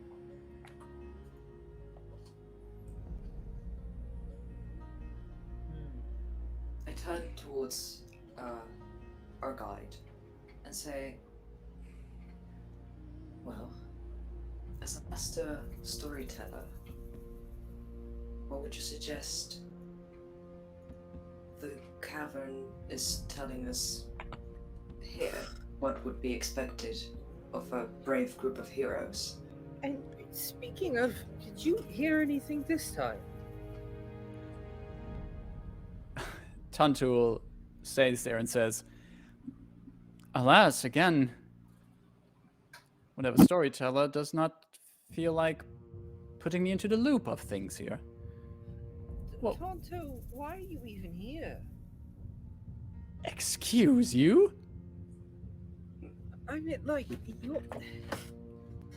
It just seems like the trials don't want you... Like, you don't need to be participating in this. Otherwise, I We feel might be like putting you at risk for no reason. First of all, I am here of my own volition. And do I have to remind you that without me, you would have not found this veil so easily? I'm your guide here. then guide us. This seems a little bit weird. You guided us to this veil. You're Yes. not really actively participating in the trials. Well, I would Like in be if the- someone... Like in the way that you're hearing anything of the things that we are getting told. It seems like as if we are dragging you through here. Dragging. I apologize if I give the introduction that I'm a burden to you, but No, it's more like it feels as if you were the reason why we are basically doing this, like as if you're part of this. what are you getting at? And he crosses his arms in front of his chest. I'm gonna walk up to Tantuul and just like grab him by the neck. If you are setting us up for something, I will have your head. Dythun, that's quite enough. So, Dythun, can you give me a strength intimidation check? Can I stick? Yeah, strength intimidation. Yeah, so you Okay, roll a so- 20 at your strength modifier, and if you're proficient in intimidation, you also add your proficiency modifier. Yeah. Okay, so that's actually better for me. Okay, that's 21. You grab Tantuul completely by surprise, by his neck, speak those words, and he looks at you, and he stares at you. He's like, Shall we just get through? I Trials like first. it a little bit. I grab Dythun's shoulder, like not painfully, but a confident grip. You loosen the grip a bit? Yeah, just like I'm letting him breathe. I just want Yeah. him to know, like, I am here. I could crush you. Dyphon, let I us am a finish giant this. lion. you Yeah, know. let us finish this stuff, and afterwards you can kill him if you really want. I don't want to kill him. I just don't want him to kill us or to get us killed. I'm not going to kill anyone. I have been hired as your guide. I'm helping you where I can in these trials, and I can't do anything about it that I don't hear some voice in my head. Quite frankly, I do feel kind of insulted that the plane of stories is not speaking to a storyteller. Do I get the impression that he's telling the truth? I was All of gonna you ask the can same give me a thing. round of insight checks. Give me a round of Okay, insight great. checks. Dirty 20. A 9. 10. 15. Dythun and Rain. You would get the moment at what is clear to all of you is that Tantuul is agitated and annoyed at this moment. What is also clear to Fair. Dythun and Rain is that what you notice is, especially on that last part, that he's insulted when he's saying that the plane of stories is not speaking to him as a storyteller. There's this moment where he's like he's looking at the sky and just shouting in the sky, and his voice is a little bit off there.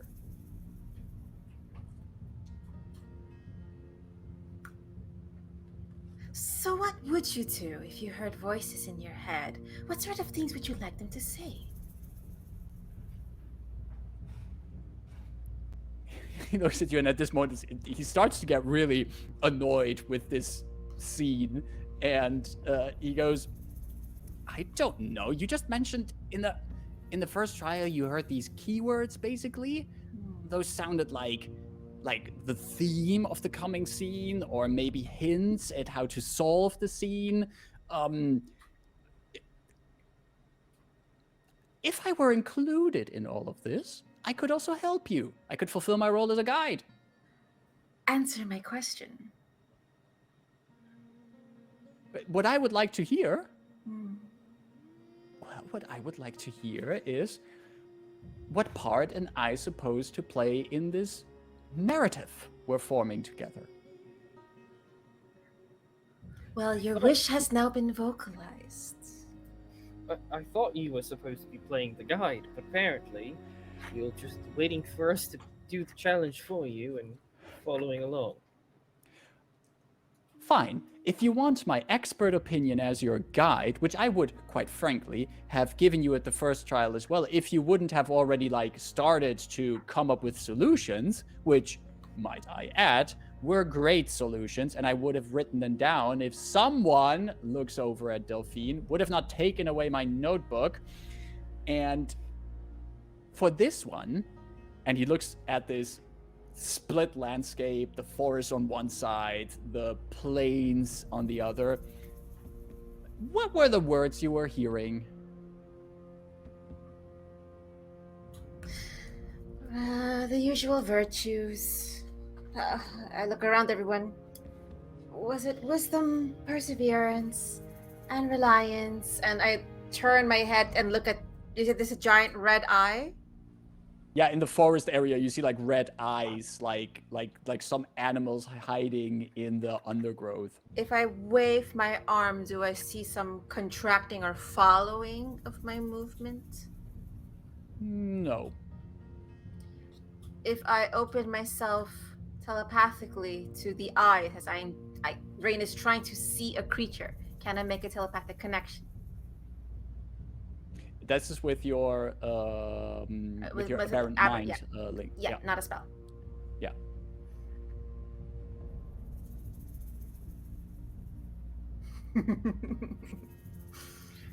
Can you give me a charisma saving throw? Yeah, I can. We broke the DM. Totally. Uh-oh. That is a total of 8. I rolled a 2. Rain. In this whirlwind of discussion with your guide, him being threatened, trying to get a read on him if he's truly honest, you also decide to open your mind, try to reach out with your mind to whatever is in that forest area. And as you do, completely unbidden, you sense in your head the presence of the thing in the ice on Ice White Isle. That entity that claimed that it was responsible for your gift. As you open your mind to parts of that gift, and you have that mental link reach out, you see that forest ahead of you burning. Nothing alive in it. There is not a single tree there. There are only burned stumps. There are only lifeless carcasses on the ground. And towering over them is this hovering entity with just one large eye bulb and a myriad of tentacles reaching out from it. Standing in front of this fearsome monster, clad in an armor of black steel, is a tall hobgoblin who now looks over his shoulder, noticing your presence, and speaks to you in clear words to you. Betrayer. As that happens, I'm you like take- catatonic. Oh dear. Yikes. You take 15 points of psychic damage, Ow. and It's the not rest done, of I you, think. the rest of you suddenly see Rain clutching her head, dropping to her knees. And Rain, after that vision, Right. you flash back to just the here and now. Everything's normal again, but there was no mental link that you could establish. Yeah, I dropped Tantuul. I jump too. Yeah.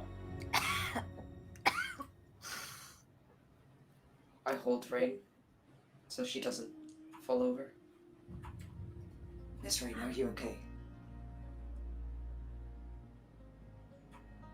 No. It's not on purpose. I just shout into the sky, into the thing. I didn't ask for it.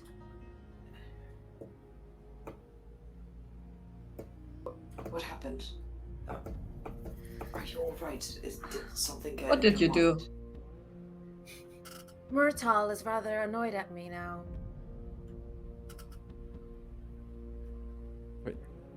Myrtle? The Myrtle?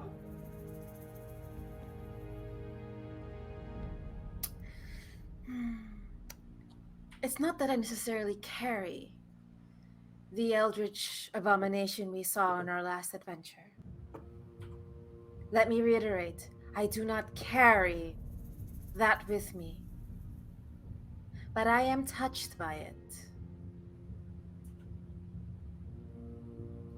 Its energy reached out here, and here is not very receptive. And they just let my mind know it very strongly.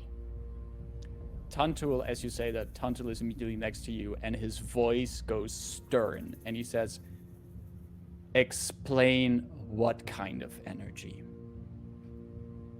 What kind of entity?"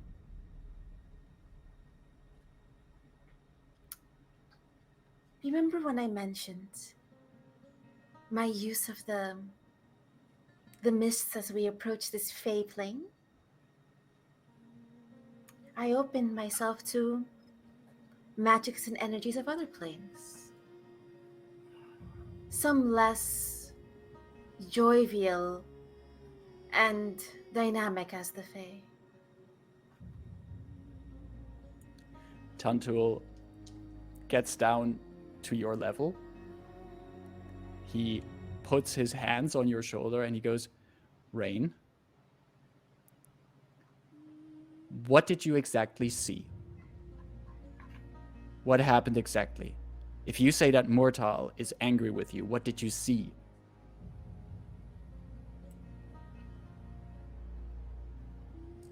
I look over at my other companions, like waiting like for a nod or a shake from them.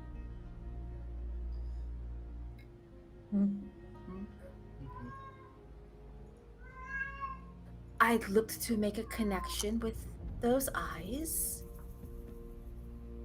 I saw the forest on fire. And I described the hobgoblin I saw, like big, broad shoulders, looks legendary. In a fight, turned around, looked at me and said, at me, betrayer. What was he fighting?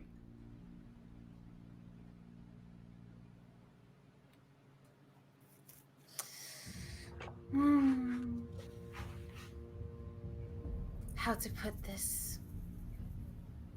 Miss Rain? A patron assumes a two-way relationship. This is not a patron.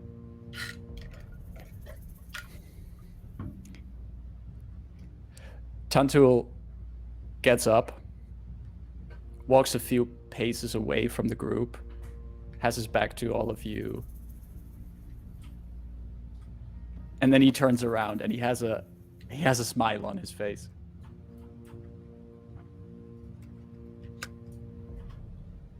This is interesting, fascinating. You look What do you excited. mean? By all means, whatever Explain you just yourself. did, whatever you just did, Rain, you should not do it again for your own safety.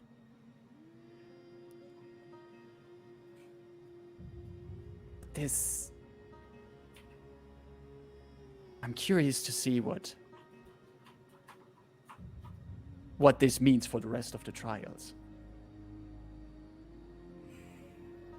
So we should press on with them, right? And before this little incident, and Tantuul is almost acting as if he's like brushing aside what just happened. He's like, he almost like brushing aside the fact that what happened with Rain here. He goes, you just asked me for advice on how to approach this situation with our forest and the plains here, and the words that you heard, wisdoms, perseverance, reliance, right? Hmm. Well, wisdom takes many forms. And sometimes it is wiser to persevere and rely on your companions instead of taking the easy way out.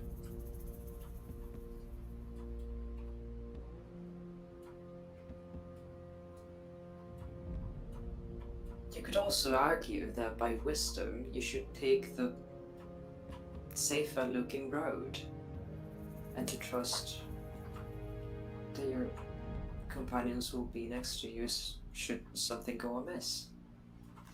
Water always takes the path of least resistance, and water over time can cut a mountain in half. Makes sense. But if you always take the path of least resistance in your life, you are never shaped. You are never formed. You really remain shapeless, like water. Rude. If we are in someone else's script, I guess the most interesting path might be the forest. Then why give a choice? Oh, Rebus, when you put it that way, I hate being scripted. I'll help Rain up. Oh, before you do that, I will put my hand on her head, like as if you would like care for a child. Like, yeah, exactly. And I cast Cure Wounds on her. Ah, Aw. thank you. Oh, You people are taking all my healing shit because you're doing dumb stuff, you know. You Yeah. get 9 points of healing. Thank you. Much better. I feel way better. I mean, it would also be wise to point out that plains are not, in their nature, safe.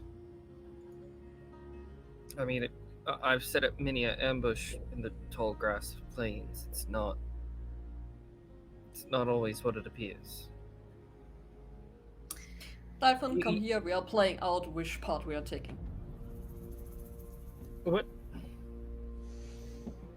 I mean, I think the plains make sense to me. For No, this let's do. line of sight. Yeah, then let's do rock, paper, scissors. You're plains, I'm forest, and then we're deciding by this. The goal is simply to traverse to the other end. Maybe. I'm going to fly up 50 feet. What do I see? You fly up 50 feet, and to one side, you see a wild, untamed forest stretching out until the horizon. And to the other side, you see flat plains stretching out until the horizon. Okay. So no roll, but I don't see a goal. And then post. Not per se, but you could still give me a perception check to see what else you might spot. And okay, it's split. I'm curious if you just like fuck it and go down the middle just to say I don't choose. 18. 18. I was thinking of that option. Rain would like to do that option. What do I see, GM? You You see, what you would notice at this height is that also the weather conditions are unnaturally split between two halves. Like, there's no way that in the material plane, sun is limited to one side, while stark through the middle, there's suddenly just dark clouds and rain and mist and the likes on the other side. You can Yes, also see but if you look I know rain's there, but is it raining? but you do also see Oh my God, down Austin. if you look down the middle, especially considering your train of thought, like, why pick one side? We just go through the middle. You see from here past the first feed of both half, there seems to be this this tall briar,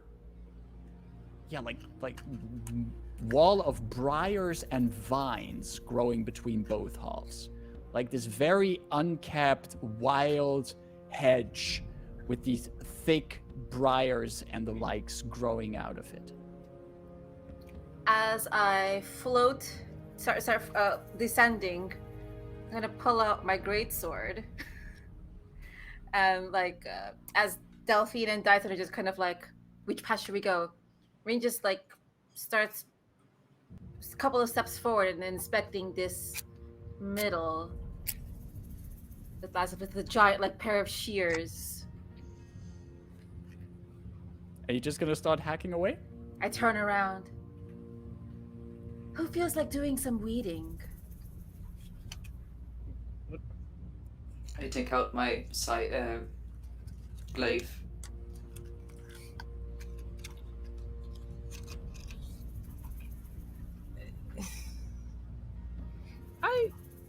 That just doesn't seem like a viable option.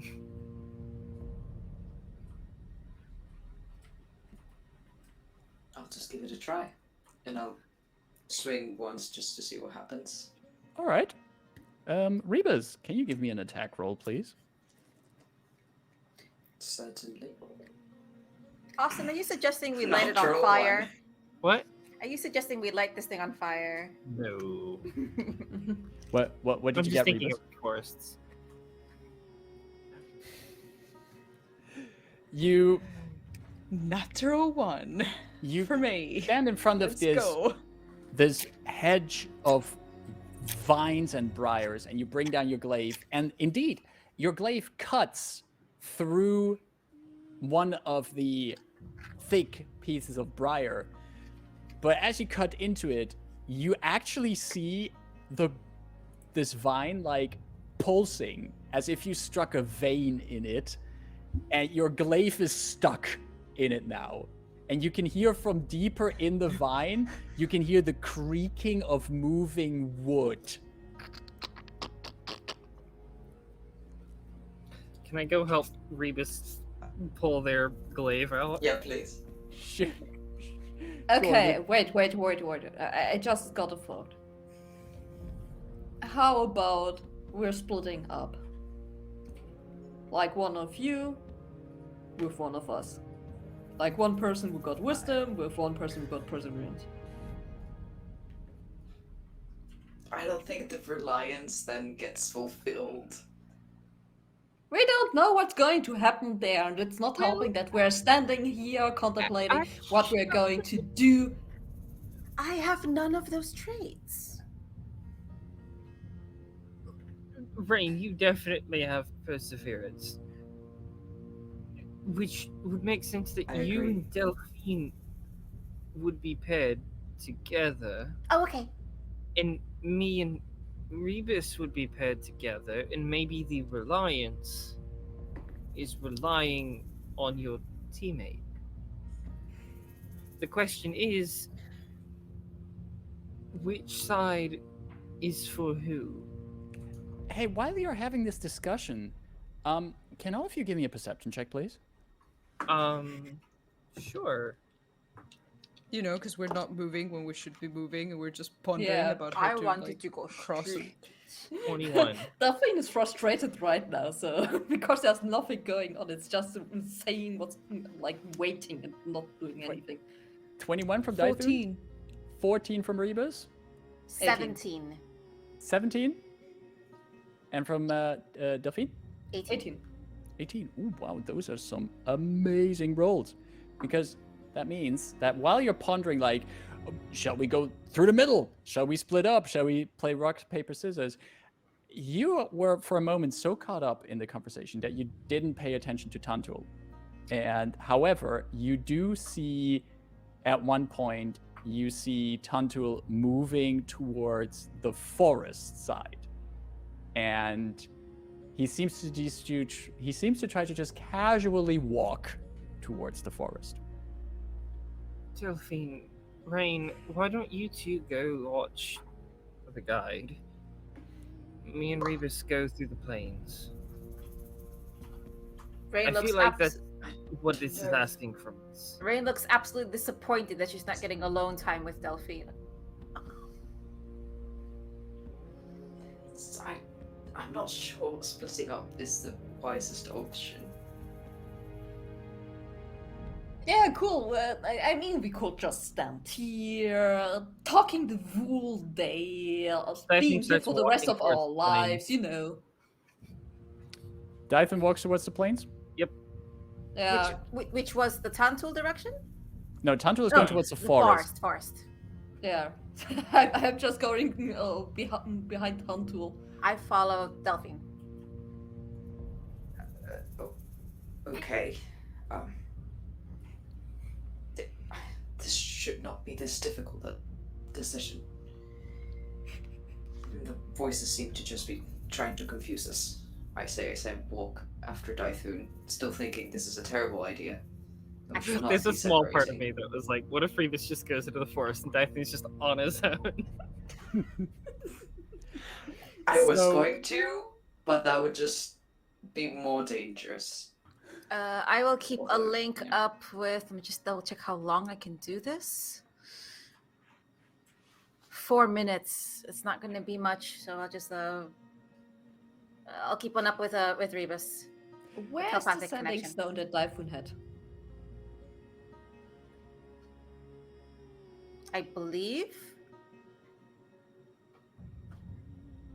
Yeah, then we have a connection because both of you have a sending stone. I should probably add that to my inventory at some point. It's in my paper notes. I'm forgetting that. So it's item. basically a free telephone that we're having it like Yeah. a walkie-talkie. But I thought one That's of those true. sending stones was the other half went to the bugbear leader. Right. And the thing, it's not a phone. Yeah. That's the Did- thing. There. Did we not take that Yeah, I think we got that one. when they were all in the cave and we all No, had that? you're When right. you- You're right. we- You're right. Yeah, I when apologize. when you defeated, when we had that hustle and bustle in the caves with the handover and Yeah. everything, and then you defeated the leader and you got the other half correct. You're right. Yes. I'm Yeah, sorry. yes. You have a pair. Have a So- pair, so you could have a walkie-talkie. So Rain and Dyson have each of those stones. Good. But for clarity, Rain, do you then not put up the telepathic link? I'll put a tap like it's free. I mean the stone I assume is single use only as is the spell as the item indicates. Can you give me another charisma saving throw? Oh no. Way better. 12 plus 6 is 18. With you would put it up with Rebus. Daithun, right? The link The telepathic link I earlier said with Rebus. with Rebus. Yeah. Okay. You set up your telepathic link. You connect with Rebus' mind, but both you and Rebus, once the telepathic link is established, both of you just briefly see this image of this figure in the ice. And you see also briefly an image of a black armored hobgoblin covered in purple liquid as he stands over something he just completely dismembered. And both of you take 2 points of psychic damage. But the link is established between the two of you. Miss Rain. That's What not did you normal. Nothing beyond what I normally do? I do. thought so. Well, he won at least. That's a positive What? thing. Why is that frozen creature still following us? I thought you got it out of me. I did. I mentioned. I do not carry. You do not carry it either. But I am touched by it.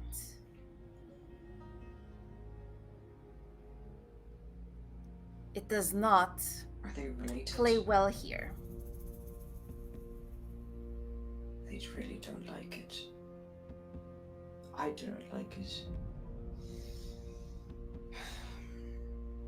Anyway, take care out there. Don't let anything happen to any of you. It's somewhat comforting having a familiar voice in my head for once. We'll let you know if anything happens through the stones, yes? Yes, we'll see you soon. Besides, at least for you and Dython, looks like it'll be quite a lovely stroll as I go to jog behind Delphine and Tantuul. All right. So, in the face of two entirely different landscapes, the party decides to approach this trial by splitting the party. Always a good idea. Delphine and Rain following your Ridiculous. guide into a dark forest, while Dythun and Rebus head for the plains, sunny and tranquil. It is apparently the trial of wisdom, but if this choice was truly a wise one, if this will help the party overcome it, and if it will help them find the chains and answers to questions that have arisen, that's something we'll find out next week when we come back Can we to our just adventure. continue for like another couple 8 hours, please? Double session. or at least as long as like the time that was just spent talking about nonsense. I know. It's also That's so just occurred to me. We sent both the healers together. I don't heal. Because you're very smart. Another way. Oh, I don't heal. Well, I'm basically the only one who heals. But you're I doing a lot of dumb shit the whole time, so I will stop with that. I'm You're not a using- healer. No, I- eat it. I flew over the bridge and like helped y'all out. That's not dumb shit. That's true. What is happening? I hate this. Dythun and Leonin just translates to dumb shit, obviously. We actually split the party at this moment, and I am looking very much forward how that's gonna unfold. I hate all of you. I just hate all of you. Why do we play together? I don't know. I hate you as well. You I'm know too glad what? to be back. I like it, actually. This is great because it's about being wise. Rain dislikes being scripted, so we chose to do the most unwise thing. That's very Rain. And Welcome I aboard think the Rain train. in grand total, this is totally on brand for the party. This is if there is truly some kind of director behind the scenes, he's looking at the party. He's like, no, what is Arp is going like- on here? What is the most chaotic solution we could find? This one. Yeah, and I like the comparison with like, is this the Truman Show? That Jim Carrey That's movie? the movie. the True. Amazing, fantastic. Oh yeah, Rebus is not happy about this. Like not at all. My mission hope for it this won't have, session like- was to make it clear that you're in someone's play, and I think that message came across. Oh, definitely. Success. All right. Well, we certainly got a foundation for next week, but before we head out for today, do we have any kind of announcements we would like to share before we go out for for today.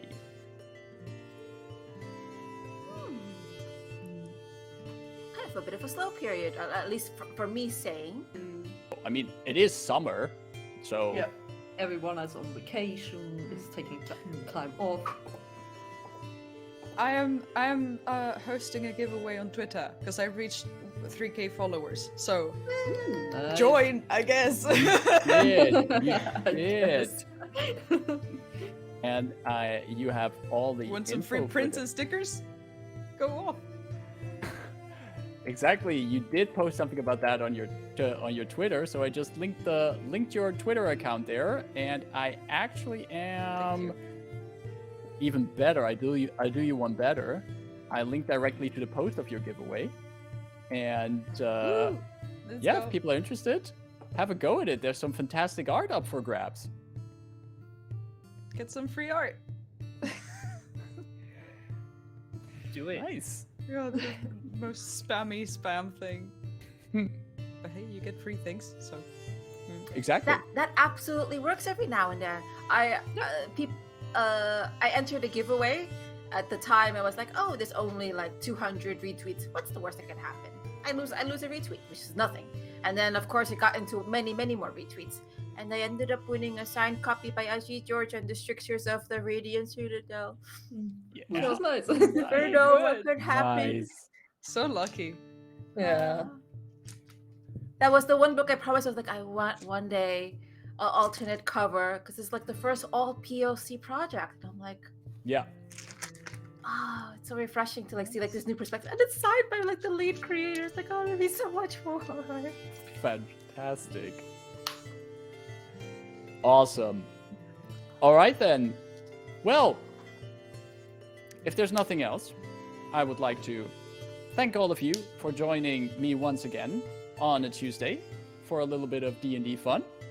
And I hope to see all of you. Thank you for DMing and It's making much such a fun. wonderful story. Yeah. And You're driving us welcome. Now I have- crazy and having us Yeah. ponder for hours what we're going to do. Now I have a whole week just to hate you all. Isn't it great? That is fantastic. And also, thanks to everyone who joined to come by and chat. Thanks for the rate that we got today Yeah, in thank the you. chat. And I'm actually quickly looking at people with rating capabilities. Do we have someone that we could maybe take a rate to? I don't know. I'm looking. You know, it's been a long while. Malif is streaming right now. Yes. Oh. Yeah, Let's go see Malif. let's go see Malif. Do you need do you need the name? Let me give you that name. Let me copy paste it to you in our streaming platform. Who are you talking here. to? Bargaze, or to anyone here actually. I would love to rate, but I can't rate. Kara, would you please rate us to... I can't. No? No. You can post it. You can post it on the chat, can't you? The problem Sort of is that tales. from the setup that I have right now, I don't have access to the Mhm. to our official account, so I can't put rates in my normal account. Oh, It's also no. just a normal mod Shame. account. Wait, let me I told you try. I don't have access to well- the offer stuff. Wait. I'm gonna try it Not this week. anyway, Hey, but everyone. otherwise it's been nice. But Ada Wait. should have access to this. Okay.